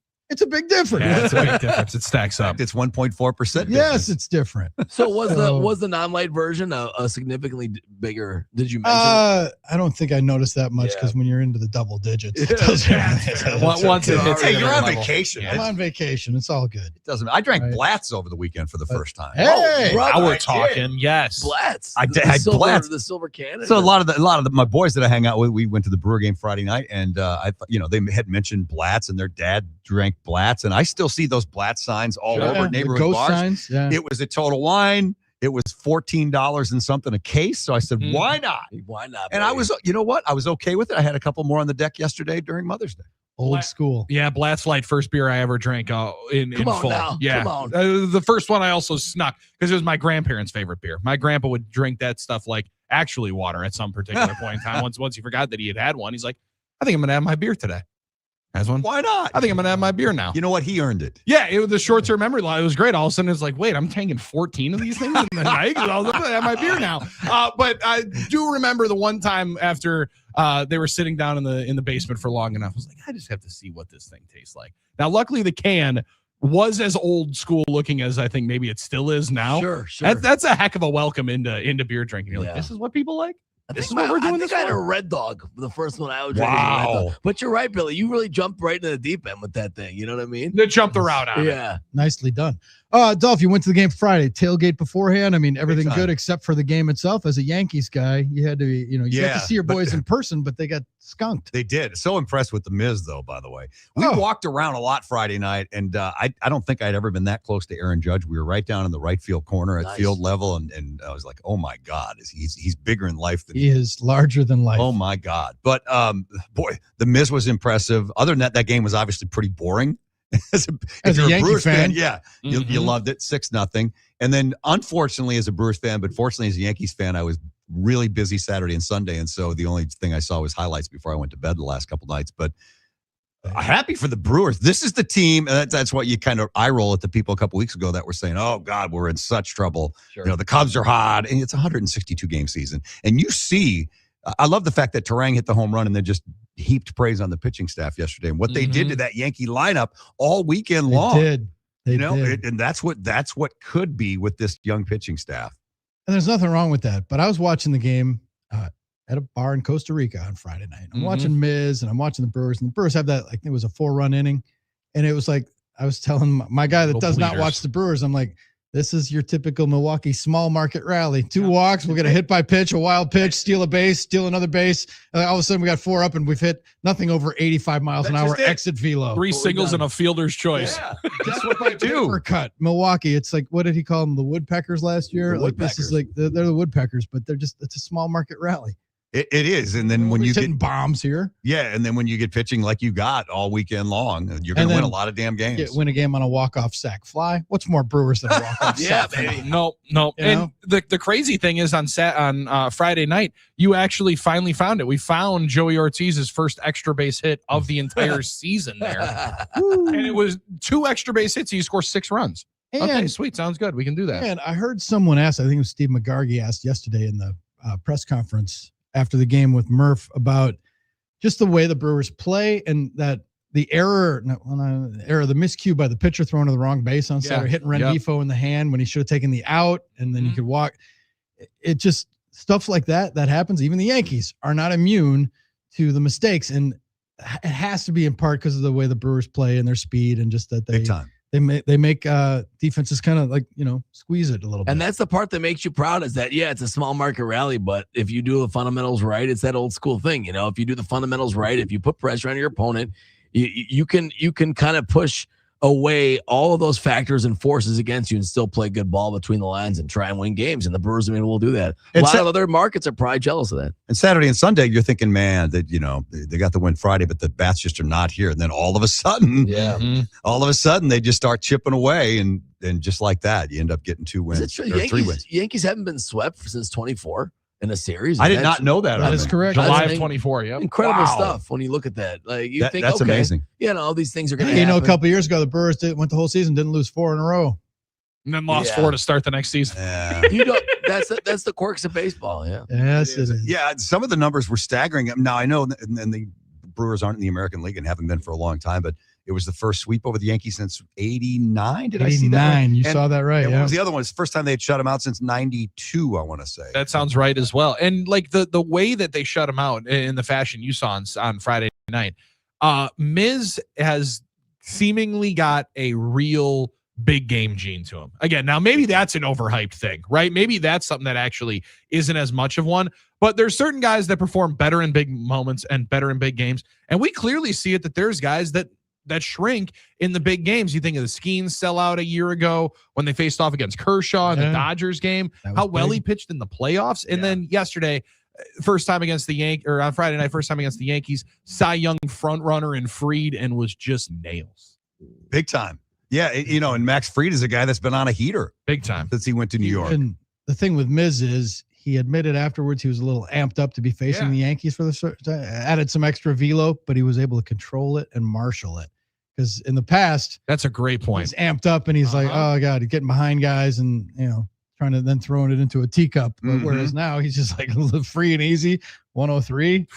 The most important, I think the most important at bat every single time Miz pitches is the at bat after the first walk, because he is going to walk somebody, right? Sure, and generally it might be on 4 pitches. To your point, Drew, it's how does he regain the command and not let that blow up on him, because sometimes it has. The crowd was amazing too Friday night, and it was similar to a Cubs series where you see a lot of other jerseys in your park. You're going to be louder, and Brewers fans came through. Man, they came through big time Friday night because there was a lot of damn Yankee fans there. Did you rock the NOI hat, or did you go with that Brewers one that we talked about? As we discussed Friday morning, I went Brew Crew. Good call. Yeah. What a guy! Yes, I picked the right side and won. You kind of got dual citizenship. Yeah, though. I mean, you can cheer for both and then meet in the World Series. Hey, and it all started when the Brewers went to the National League in whatever year that was, Drew, 98.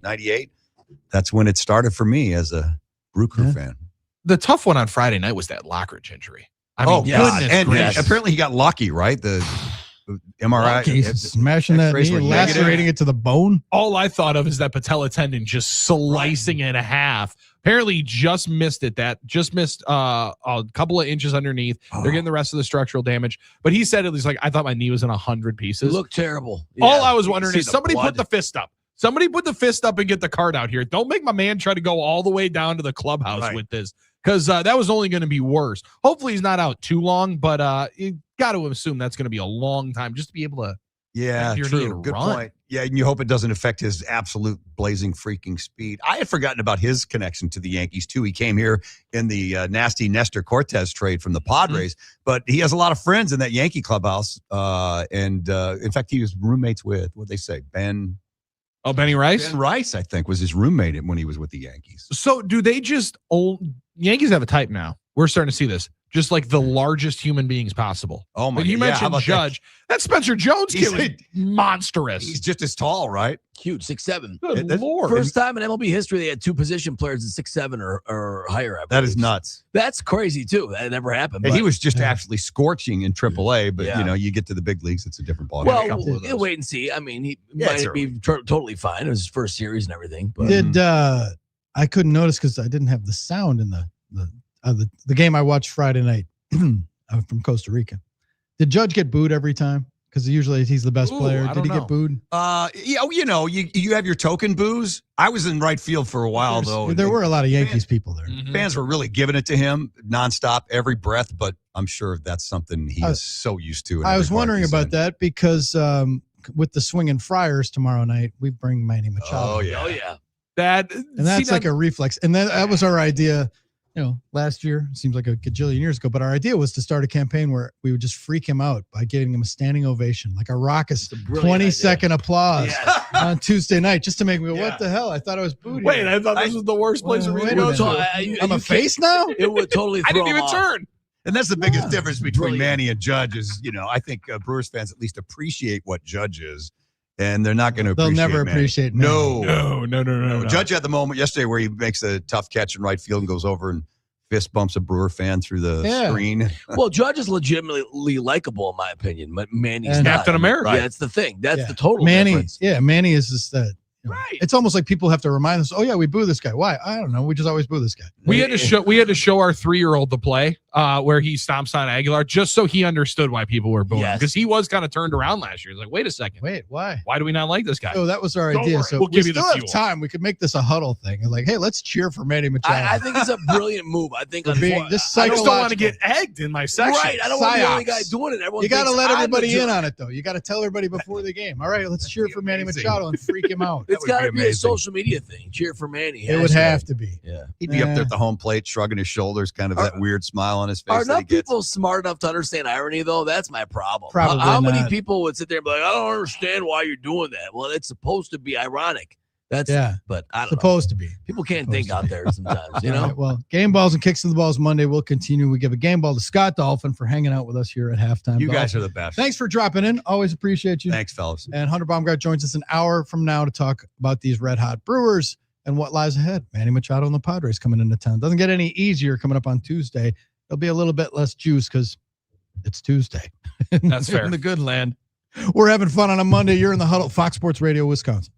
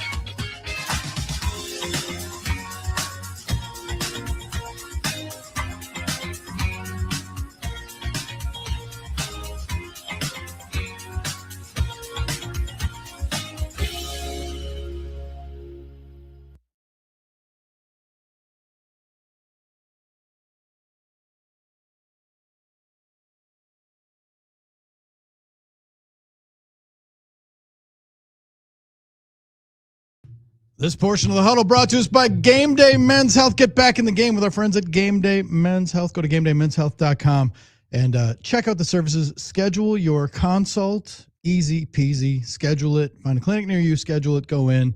45 minutes. Find out if they can change your life, as they've done for so many.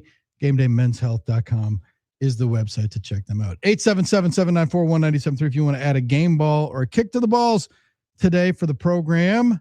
And it's time, Billy, for a little Who's Hot and Who's Not. Brought to us by Donovan Jorgensen. Plenty of candidates here. Yeah, and plenty coming from the Milwaukee Brewers as well. How about a Who's Hot? Brice Turang just lives in the hot category with Donovan Jorgensen Heating and Cooling, the largest employee-owned HVAC company in the state of Wisconsin. And the other part is, like Brice Turang, he's like, I'm a 5-tool player, right? There's not a whole lot of 5-tool players when you're talking about home renovations and doing things around your house, because there's a lot of people that say they're a Brice Turang and a jack of all trades. We can do plumbing, we can do electrical, we can do heating and cooling, we can do siding. Donovan Jorgensen's the Jacob Misiorowski of HVAC. All right. He's walking in, throwing heat. They're walking in, dicing up corners. They're walking in, we pitch. All right. We strike people out 70 Ks on the year, right? They're like, we do HVAC and we do it better than anybody else at Donovan Jorgensen Heating and Cooling. I'm going to throw Jacob Misiorowski in there as well, as he leads everybody on the Milwaukee Brewers and ERA amongst others. And who's not? Finally, the Chicago Cubs calm down a little bit as they are scoreless in their last 18 innings. How about and that? Finally lose after they won 10 consecutive games. Still haven't lost at Wrigley Field. I think they're 15 in a row at Wrigley Field. But let's slow them down a little bit and change that separation to 3.5. Feels a lot more comfortable right there on that knock. Digging it. Hey, how about a Who's Not for the New York Knicks, who look like a wagon right now? That would be hot, wagon. right? Yeah. I think Did I say no? My bad. Yeah. Did I say not? I meant hot. They'd be the complete opposite of not. You want to call the Hawks not hot? Then you're probably. Yeah, for sure. Yeah, oh no, for sure. 76ers, not hot. Knicks blowing out the Sixers in Philly. And it just, they look like a wagon. 7 playoff wins in a row, I believe. So maybe they're the team. I was going to say, like, Hawks, like, looking and trading and doing some getting creative because they need to take the next step. Rockets need to take the next step. Need to do something. And in that Sixers team yesterday, I mean, they had all the excitement of beating Boston and having Jaylen Brown rumors circulating all last week while you were in Costa Rica. And then instead they go out like an absolute light and just get dog walked out of the playoffs by New York. That was crazy. How about a hot for Anthony Edwards, who also, you want to talk about somebody who people have known Anthony Edwards is legit. He's now done this in the last 2 playoffs. He matched Wemby had 16 on Friday night in the 4th quarter, so the Spurs could steal back home court and take a 2-1 series lead.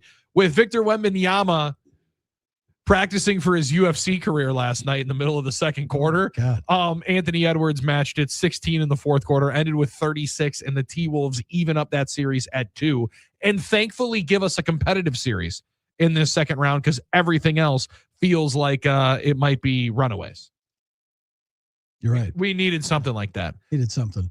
Could we go with Wemby in the hot category? Because he was clearly hot yesterday. Yeah, he was clearly.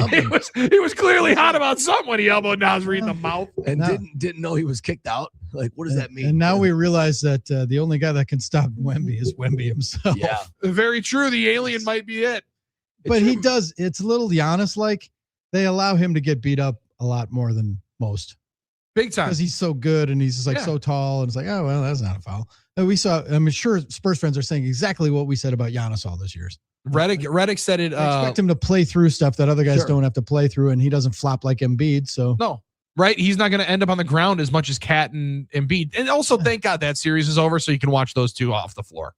Because there was a lot of tumbling and falling and flailing of arms with those two on the same floor. JJ Redick said it last week. LeBron has the worst whistle of any star player of all time. No, that's Shaq, because he was the worst portion of it, where everyone's like, well, he's bigger than everybody else. Yeah, you can jump on him like a slingshot. On his arms. Yeah. No, that's still a foul, even though he just plays through it and still dominates. Absolutely. All right. When we come back, we'll fire up more game balls and kicks. Hunter Baumgart joins us at 7:25-ish to talk about Brewers and their sweep. And we'll continue rolling. This show is flying by. It's a Monday morning. You're in the Huddle, Fox Sports Radio, Wisconsin.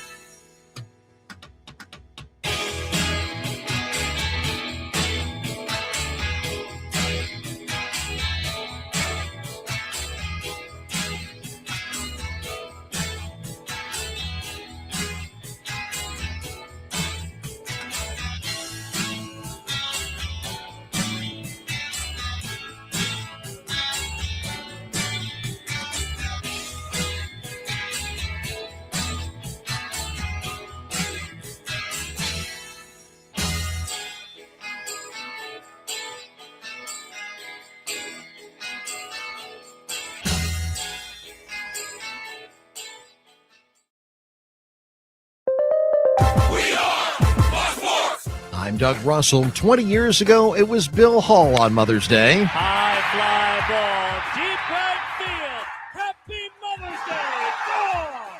And then yesterday, another infielder wearing uniform number 2, turning the pink bat into walk-off magic. 2 outs in the ninth.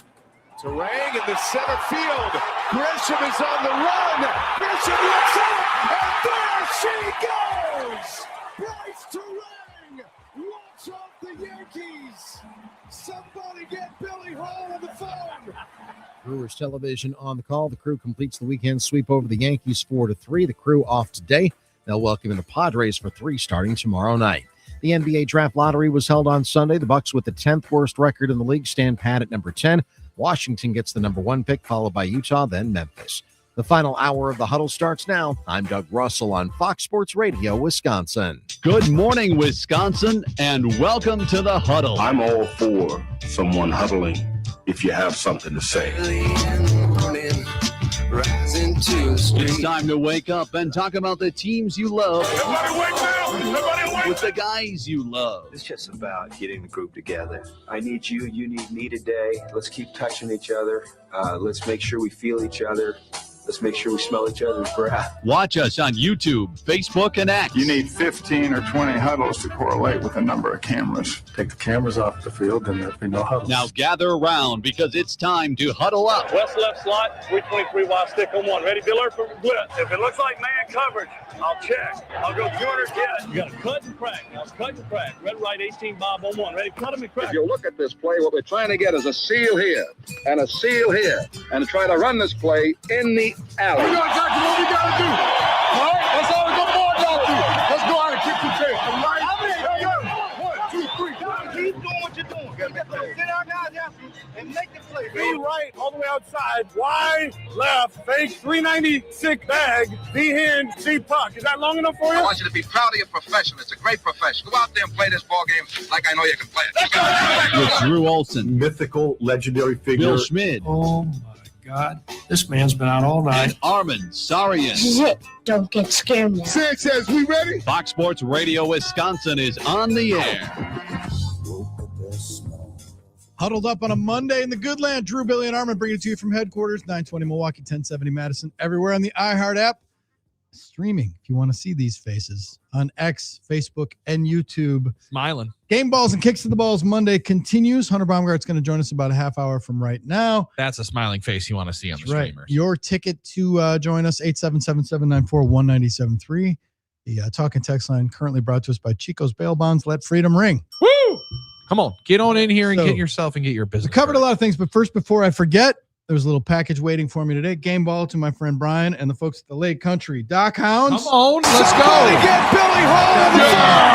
Wisconsin Dive Bar T-shirt, That's along with cool. some promotional. I got a schedule. I got some promotional materials, little right. stickers here from our friends at the Dock Hounds. But Let's go. Wisconsin Beautiful. Dive Bars. I'll be wearing this to my favorite dive bars. So I was gonna say, then you walk in with a dive bar jersey on. That's a hard thing to be able to beat. That promotion is going to be one of the more highly anticipated ones on the docket because I like the fact that Bar Dice is also getting its run through. Oh, yes. Like we are celebrating the Brewers are doing the Bar Dice giveaway. That dive bar logo with the dice, that is when you know you're going to a dive bar, that there is shake of the day and I can walk in, play Bar Dice, and have a chance to be able to get a drink. Yes, we're in Very bar dice cool. season for sure, and that's a nice one right there. Shout out to Brian. I like the Creative Dock Hounds move. have cool gear. I like the color scheme. I like their Mhm. gear. I like the logo. But the dive bars is a great alt jersey. And let's make media gifts great again, right? That was a thing. It Hey was man, nice to I'm not see. saying. I'm just saying. You want us to wear your shirt and stuff? I'm representing today. My It always pal, helps. They Trapper said Shep, I got his shirt on The today. Brewers sent Hunter. You were off last week, obviously, Drew, but the Brewers sent Hunter in honor of the Hot Dog Club promotion. They sent him a nice group of condiments, ketchup, mustard, and sweet is relish. that? Yeah, that was pretty cool. I used to be on the Brewers list, and I've fallen off. I was gonna say it fell off that I one. used to get stuff sent here. And I wonder if Well, I'll ever get on someday that. we'll get our show back to the point where we get stuff. Right, I was gonna say, and people know that we got a show. Exactly. Yeah. I think the other cool one, you mentioned all the Dock Hounds ones. Dive bar is gonna be great. Still available. Maybe the coolest promotion in all of professional sports is the Wings with Wags pregame feast with our friend Paul Wagner, who we'll talk to coming up this week. He was in a blind this weekend. He said, this is my big turkey season. Yeah. Big turkey weekend. So we're going to talk to him this week, but for only $200, you and 3 guests enjoy Wings with Wags before a Wednesday home game during the season.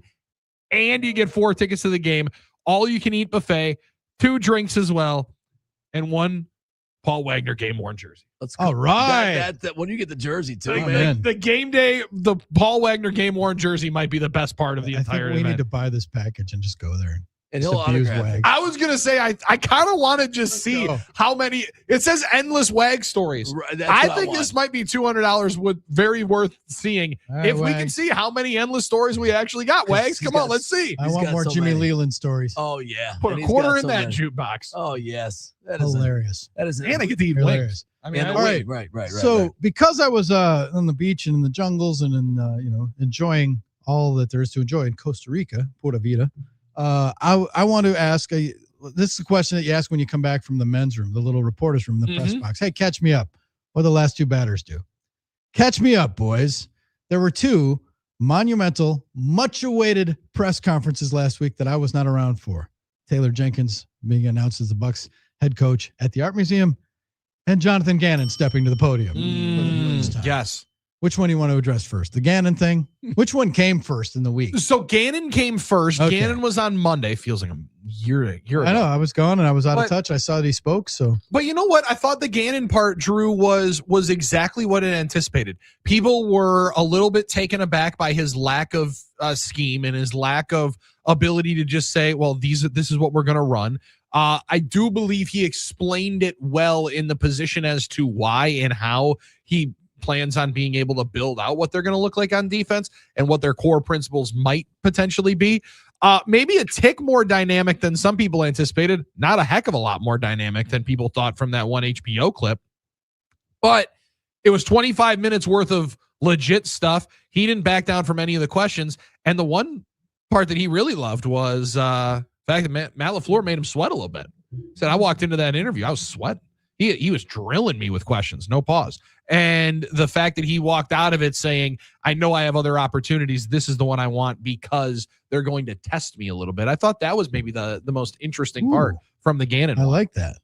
So not a lot of specifics on scheme and how I'm going to get the most out of LVN. And I ended up not being much of any of the scheme conversation other than there is no scheme. The story was that there was no specifics. There was no scheme. And, it did make full me John think, Calipari. Full. I mean, we just talked about the scheme. There is no scheme. We don't have a team. There's no scheme. But, hey, listen, I should have known we were going to wait 4 months to hear the new defensive coordinator say what everybody else does. Well, I'm going to tailor it around my defense. I'm going to tailor it around my talent. There's no specific scheme we have in Green Bay. So listen, it's not too surprising to hear that, but hey, flexibility, fans like hearing that. So we're also going to see specifics. Yeah. And the one thing that fans definitely will like is the play style. And that was probably what he focused on more, Drew, was he's like, I think the attitude and the play style is a lot more important for defense than the play.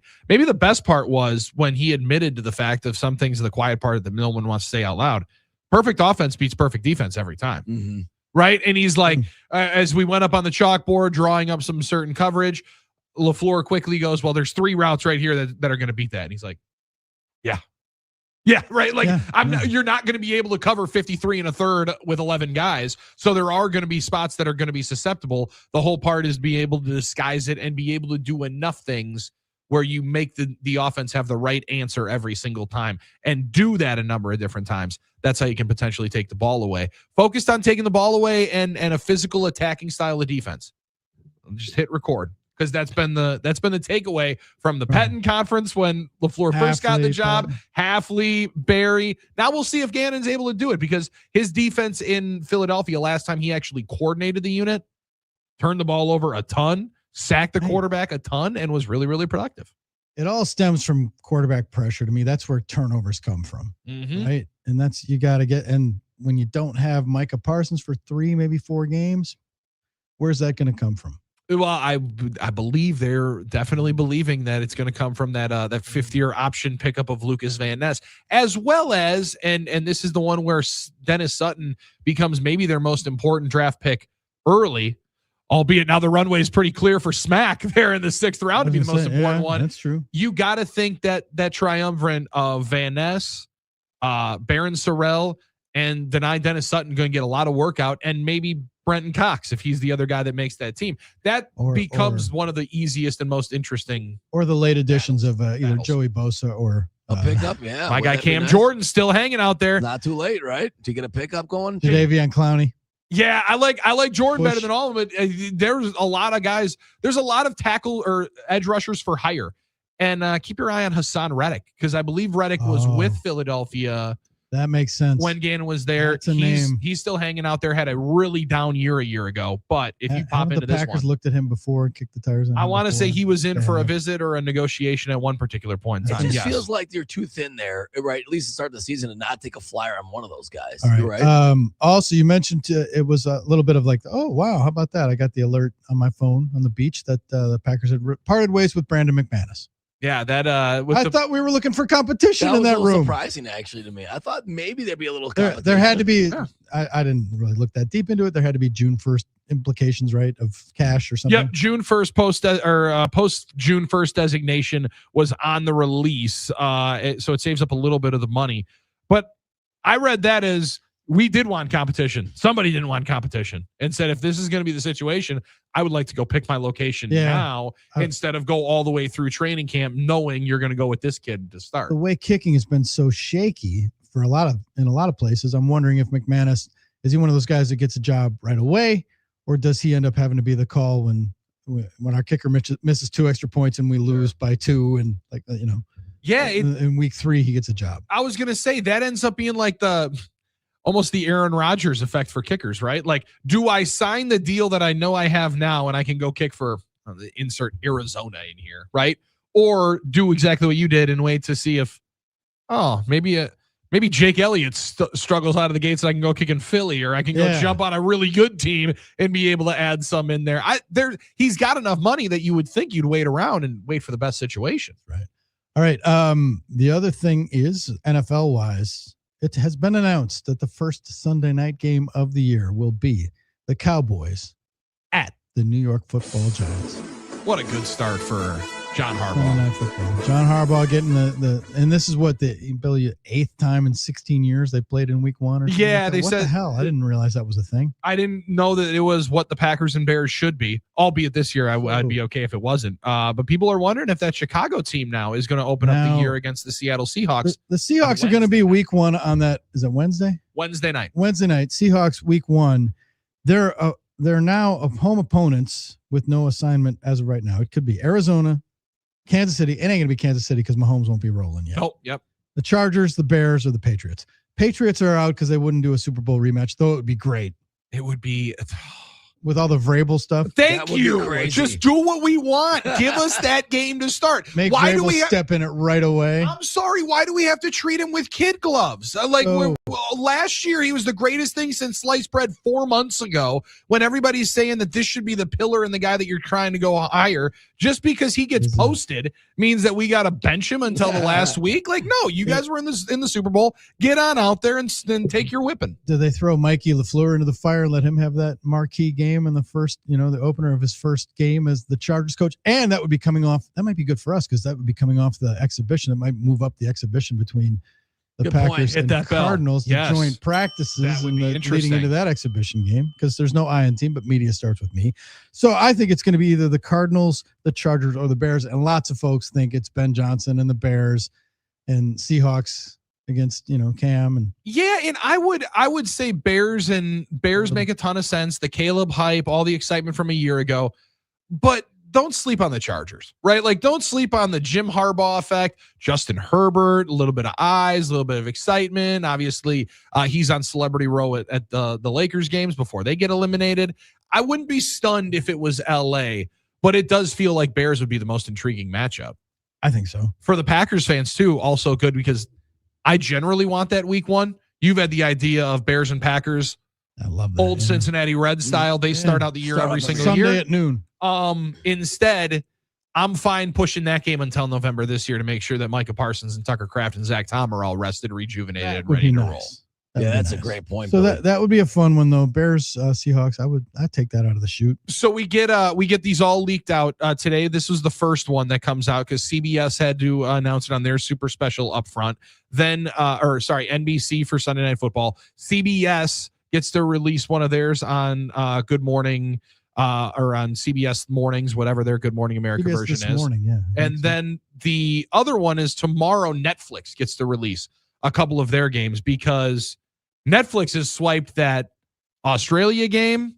They've grabbed a couple of ESPN's weird little double headers that they have and the Thanksgiving Eve game coming up. So a pair of Wednesday nighters in the NFL in 2026, and Netflix, I think, gets to release their game coming up tomorrow. Yeah, we're only getting deeper in that streaming era, so just embrace it or whatever it is. And ESPN sold this one to Netflix, so Netflix wants as many NFL games as they possibly can. Yep. Shocker, because they're getting a bunch of signups for it every single time. You got it. Everybody wants live sports, and of course, that's the creme de la creme is NFL games. So there you go. But guys, I don't know. For me, it's just like when they like slowly leak out these games one at a time, it's like, you know what? I'll just wait till the whole thing comes out to look at it. Because I just don't have the mental energy to absolutely try and wait around for every little crumb to come out. That's just not me when it comes to NFL schedule. But I know a lot of people are, and hey, more power to you. I know it's exciting to know where your team's going to play, when, and who's going to open the season. But it's just too much for me. I disagree. I'm going to call BS on that one because when there's a possibility of a leak out of the Packers playing a holiday game, you're going to be the first one talking about it for the next 36 to 48 hours. Well, and those are all going to leak out before. So you're just going to not care, not wait, not eye it up. Hold on. That's because it affects us working the game. But I understand most fans don't do that. Like, not everything revolves around me. Right. Like, so obviously, yes, that affects me personally, but I don't want to pretend to think that most fans are going to worry about it like that because they're not thinking, okay, what's my work schedule going to be? No, but can they think of it for their personal lives?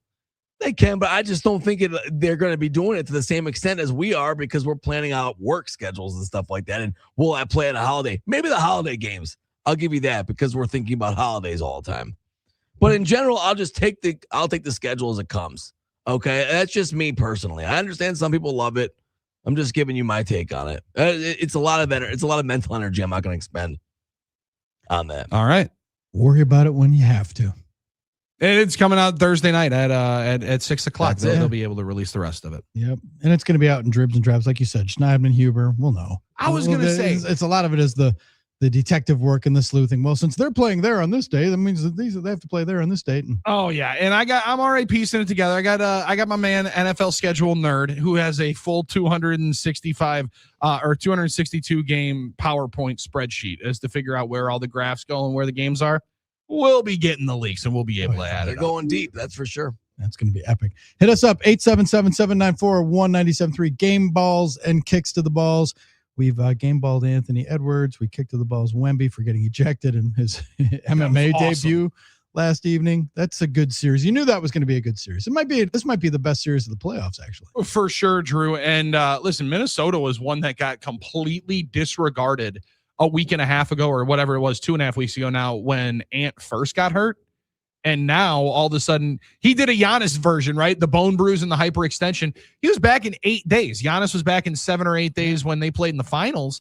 And whether or not he was great to start, he's now back to full form. And the NBA has been salivating for Anthony Edwards to have the takeoff moment and be able to dethrone some of these top guys. I don't know that anybody can beat Oklahoma City because they're just an absolute wagon right now. But they beat the Golden Boy down there in San Antonio, and I think there's going to be another notch on that little belt for Anthony Edwards. It's quite the interesting series. I mean, I think a lot of people assume San Antonio would eventually start rolling, and maybe they still will win the series, but 2-2 now? All right, now we got some intrigue. And they've rattled the cage of San Antonio for sure a little bit here. Especially Ant. I mean, it's also going to now be the thing, kind of like Quay Walker had when he first had his run-ins in his rookie year. Now everybody's going to be seeing if they can catch one of those right elbows from Wemby. That's right. If it means he only plays 12 minutes and scores 4 points, let's see if he can calm himself down, hang out with the monks, and be able to channel some of that energy. Or if I'm going to eat one of those right hands and be able to get you out of the game. But Wolves Spurs though. What lies for the winner gets the booby prize of having to face OKC, which I will be in bed long before that tip-off tonight in L.A. Yep. But they're going for that sweep. And then is this the end of LeBron in L.A.? What's going to happen there? Where do the dominoes end up there? Yeah, I think I think it's his last game in LA. I think it's the last game of the series tonight. Oklahoma City has casually trailed at halftime and then covered 15.5 and 9.5 over the last 2 games. Crazy. Just like sleptwalk through the first half, go them into thinking you have a chance, and then just 22-4 run or whatever it was. Is Scott Foster on the whistle tonight to extend this for just give us more revenue and one more date, or no? No, put Scott in Cleveland. All right, we need Detroit and Cleveland to be able to go, because I think this one's as good as gone. And I saw somebody today about the standard we hold LeBron to as he's playing into his 40s, like, Jordan and Bird and Magic, now they're all done by their mid-30s. They were in front, and we're expecting him to be like, still carrying his team, like KD too, kind of these older guys. Steph Curry, 38. Oh, he sucks now. Like can't even get his team past the play-in. Well, come on. Maybe the thing you missed the over the week, which was my favorite thing over last week, was the Draymond Green Charles Barkley beef that rolled on Inside the NBA, because Charles Barkley said exactly what you said. It's over for the Warriors. Y'all are old. Okay, no old team wins. You guys had your run. You're 36, 37 years old. No one wins when they're 36, 37 years old. Old people don't get healthy. Old people die. Old people die. And it's true.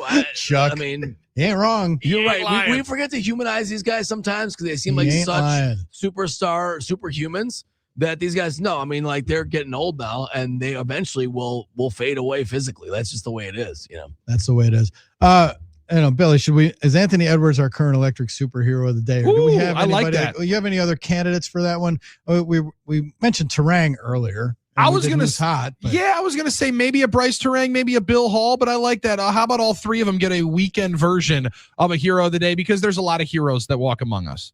Mostly the ones that work at Current Electric, because Current Electric are the superheroes of electrical needs here in the southeastern portion of the state, the best ones to be able to talk to if you're looking for an outdoor lighting package, trying to check out the EV charger that you need in your homes. But more importantly, if you got smacked in the mouth by these storms that a lot of us did in the month of April, May is here, and it's time to keep your family and home safe with a Current Electric standby generator. If the power goes out for any length of time, you're going to be having some real trouble. So Current Electric offering right now a free home generator assessment for the month of May to give you some peace of mind. They'll also explain there's a Generac free 7-year warranty going on, but a free assessment. Learn about the free 7-year Generac warranty all at callcurrent.com, and you'll thank us all later. Excellent. Thank us in advance, because when we come back, Hunter Bombgard is going to join us. We're waking up Hunter. Now we're talking. He is going to fill us in on what happened over the weekend of the ballpark. Brewers off today. And then the always hated but never feared Padres and Manny Machado come to town on Tuesday. Hunter Baumgart joins us next. You're in the Huddle, Fox Sports Radio, Wisconsin.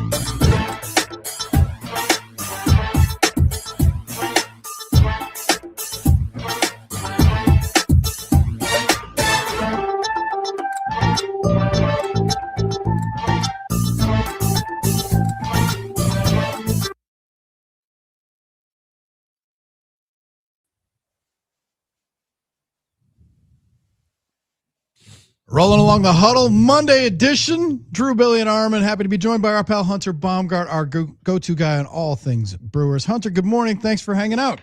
Absolutely. Good morning, guys. What a weekend at the ballpark. This was your first time, I think, wasn't it, covering the Yankees? Were you at the Yankee series a couple of years ago when they were in? Yeah, I was there a couple of years ago, and there's always more of a buzz, obviously, when that team comes to town. More people around them during batting practice, more fans being wanted to see, Aaron Judge hit homers before the game. So More people in the second row of the press box? That too. Yes, I was surprised there weren't as many as maybe years past, and so I know last time the likes of Jeff Passan were in town and things like that. But I know it's an early series in the season, so maybe that's a little different. But still, it lived up to the hype. Wow, what a weekend!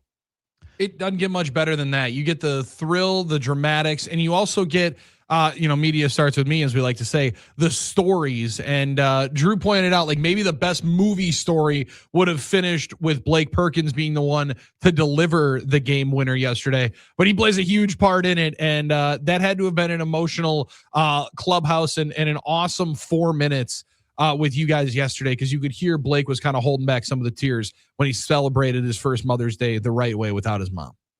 Totally. And that's it. She passed away last July, and he battled that throughout last season, and was, obviously he was out for most of the first half of the season last year. And I think that allowed time for him to spend with her, which was kind of maybe a blessing in disguise for him during that time.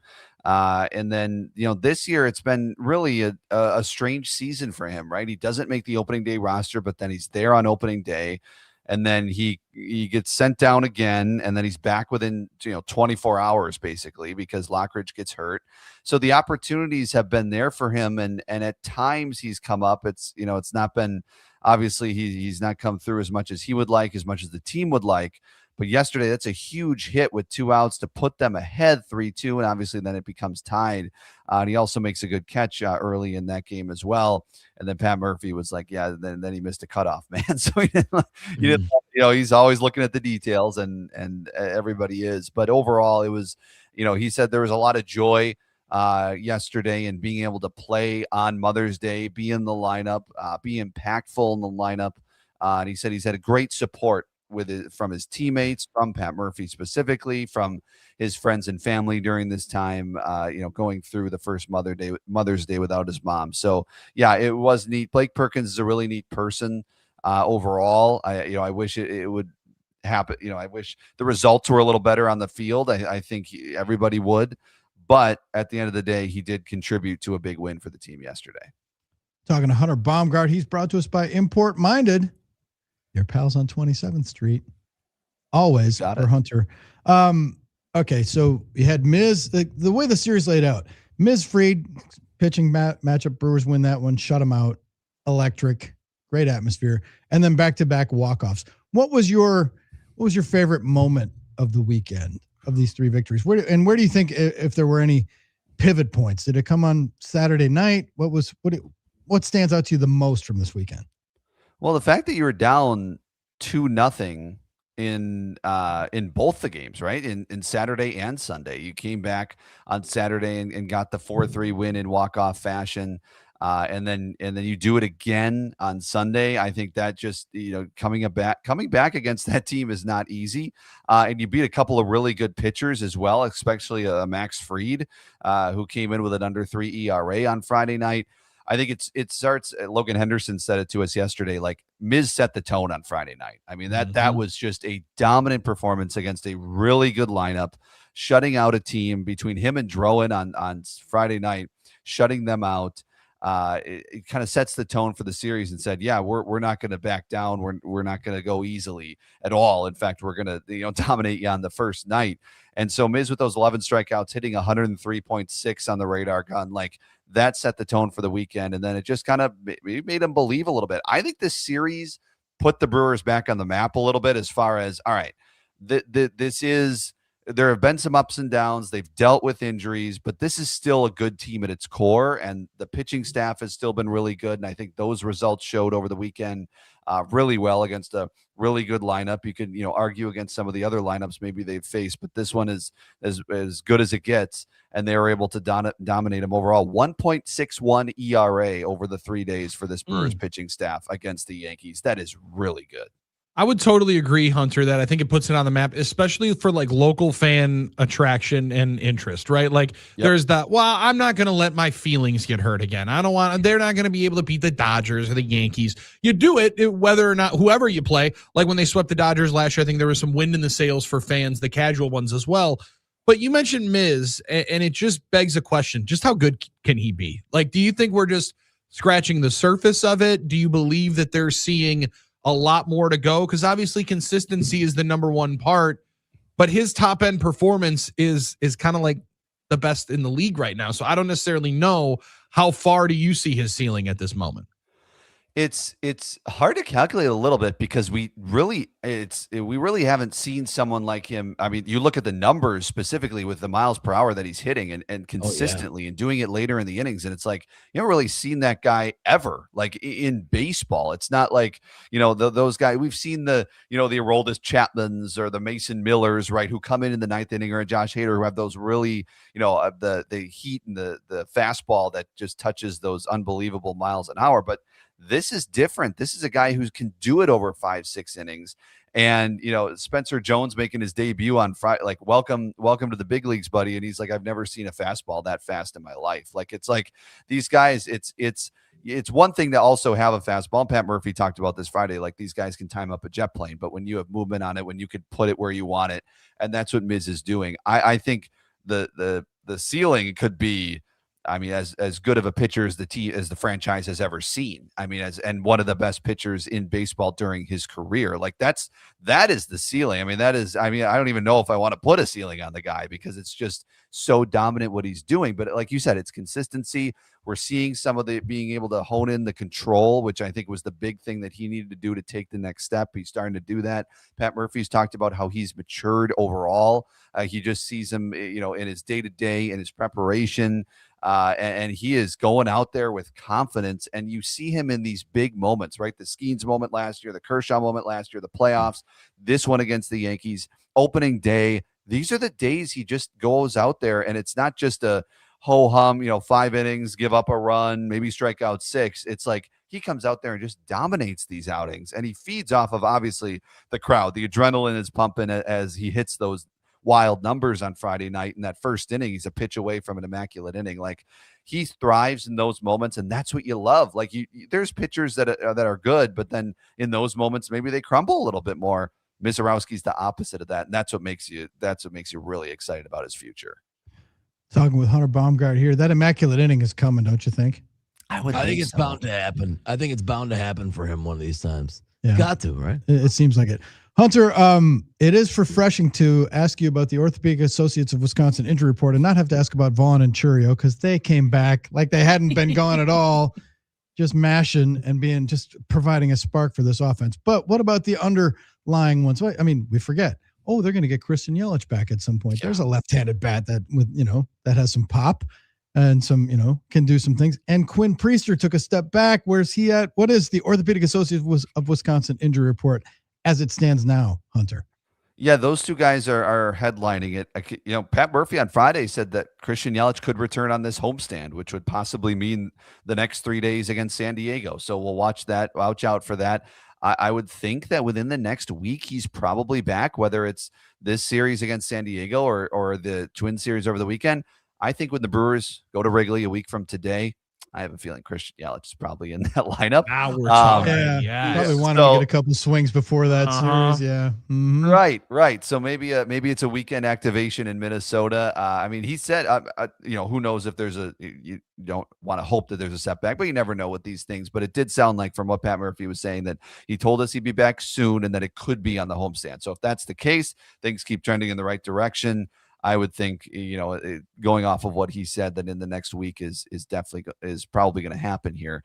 Quinn Priester is an interesting one. Yeah, it's not always about results in the rehab outings, but when you're not able to have really a lot of control. I mean, that is an issue. I think for him, these nerve injuries, you have to kind of almost learn how to feel the throw of the baseball again, as Pat Murphy has described, where it's you got to get the feel back and how your arm, obviously it's arm motion and all that, but also how it comes out. And Pat Murphy's like, it's just not coming out totally right. He's like, I'm watching Priester throw and it's just not exactly coming out of his hand how he wants it or how Murph wants it. So what they did is they brought Priester back and they've had him work with Jim Henderson and Chris Hook a little bit and trying to find that mojo. And my guess is they're trying to find kind of the way he is going to throw, kind of the new way. And I'm not saying like he's reinventing himself, but more so he might have to make some adjustments coming off of this injury, trying to get that feel back, trying to get back to what he was. And so that's taking a little longer. Late May, early June, I would say, is probably earliest for Priester. So as it was maybe more of a mid to late May, I think you're looking at late May, early June for him. Excellent. And they dodged a bullet on the Orthopedic Associates of Wisconsin. There is a difference injury front with Lockridge because that could have been really bad. Ooh, looked a lot worse. Yeah. It did. Yeah.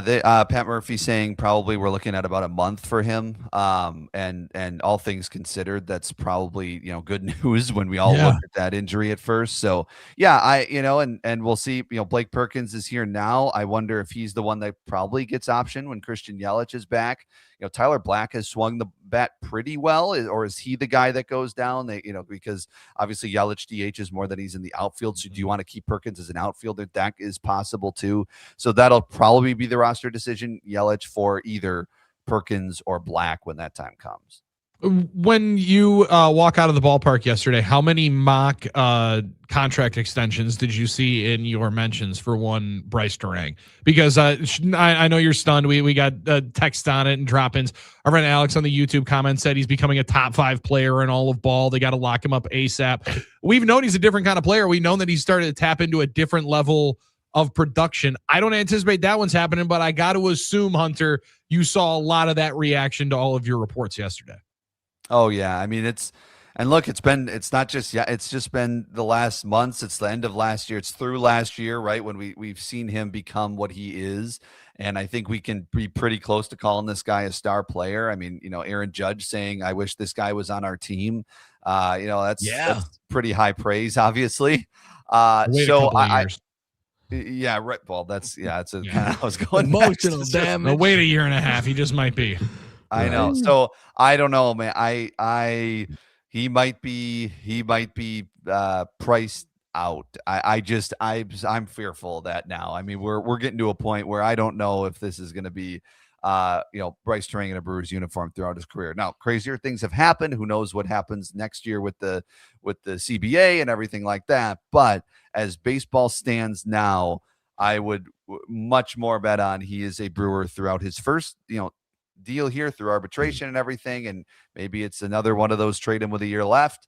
But my message is enjoy Brice Turang while Brice Turang is wearing a Milwaukee Brewers uniform. That's my message to that. No doubt. Hunter, I'm so fascinated by Aaron Ashby. 7 wins now, leads MLB. As a reliever, is this sustainable with how much Murph uses him? And what an incredible journey he's had, right? From where he started in the contract and figuring it out. And now he's our biggest leverage guy all the time. But can he sustain this type of pace? I mean, it's been great, but it's a lot of usage.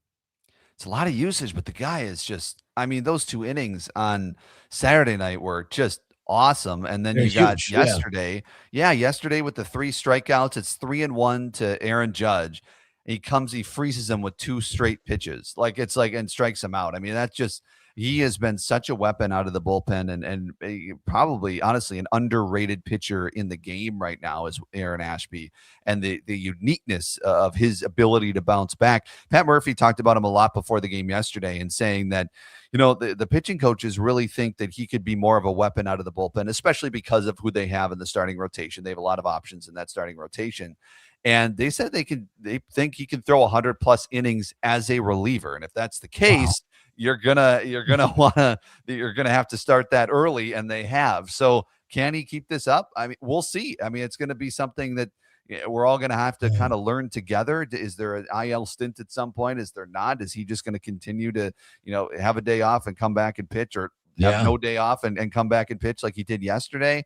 But he has been but maybe you could argue, maybe Misiorowski's been really good too, but maybe their best pitcher so far in 2026, when you take everything into account and how consistent he's been in every different scenario they put him in. And he can be really attributed with how successful the Brewers have been so far this year. He personifies the way the game has changed too, with how pitchers are used, starters, how we look at things. Wouldn't it be crazy if you won 20 games as a reliever? I just think about those things. Unbelievable. I probably won't happen, but it's just crazy to think about. He keeps doing this. It's possible. You never know. There you go. Anything else we need to know, Hunter, as the Brewers will take today off, and then we'll fire up against the Padres. And they always loved and never feared Manny Machado on Tuesday. Get the booze ready. Yep, get your booing hat on as they'll come into town. Padres are 24-16 on the year. They're tied with the Dodgers for first in that NL West right now.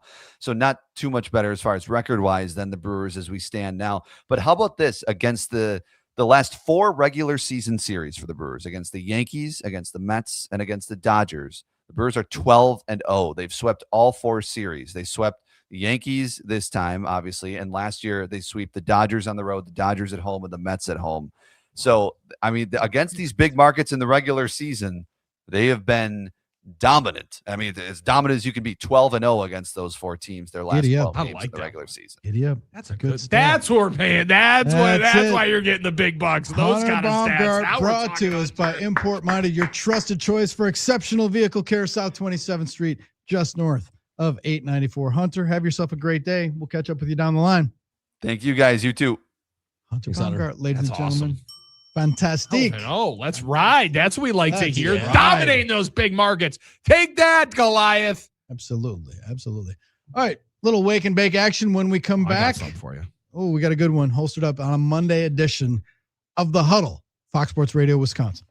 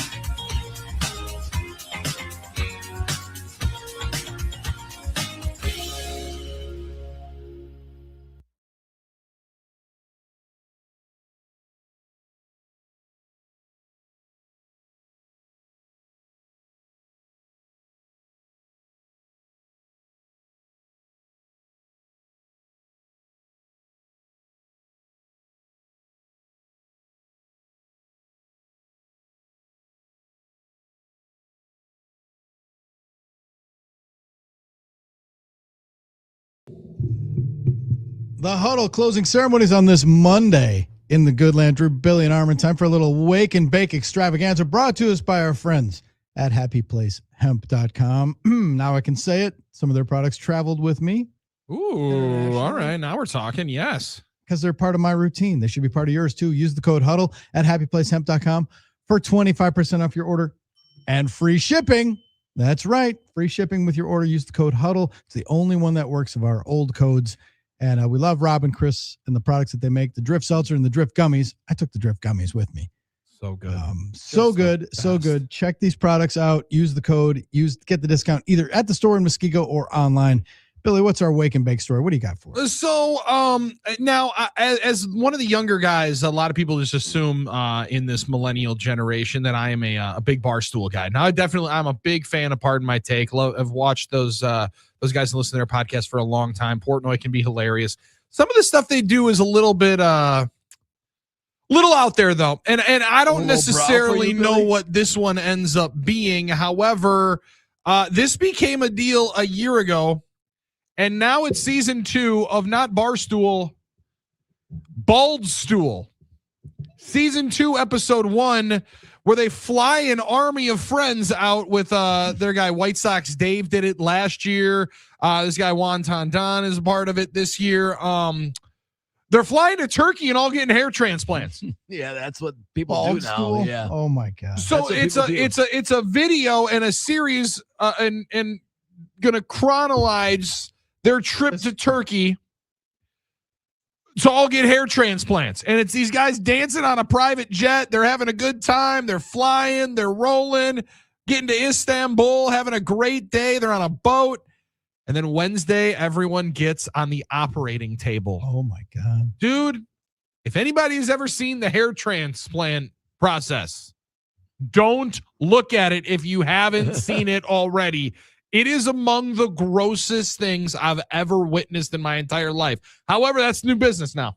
That's the thing. We're now going to watch content of people going and getting their hair ripped out of the back of their skull and put up on the top so they don't have a Stephen A hairline. Every time I say to myself, we've reached peak saturation of content, then something like this happens, Billy, and I start to wonder about myself that there's going to be a lot of people watching someone get that, and for no reason other than they're probably curious about themselves. Let's be honest. Now I watched 24. I watched Jack Bauers rip people's fingernails out. All right.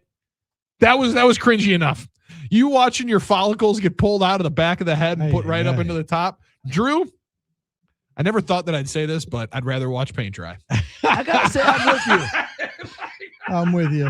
Give me a Drift Seltzer, give me some gummies, and I'll go stare at that wall before I'm watching that. Have we followed up? Do the guys who were in season 1 have flowing locks now, or what? Did we follow up? They just got normal hair. Like, they just got normal looking hair. I don't know that I'm going through that. If I'm doing that, I'm looking like Dan Fabio. But that's probably the point, just to try and look normal. But I get your point too, Billy. Go for the gold. Go for the gusto.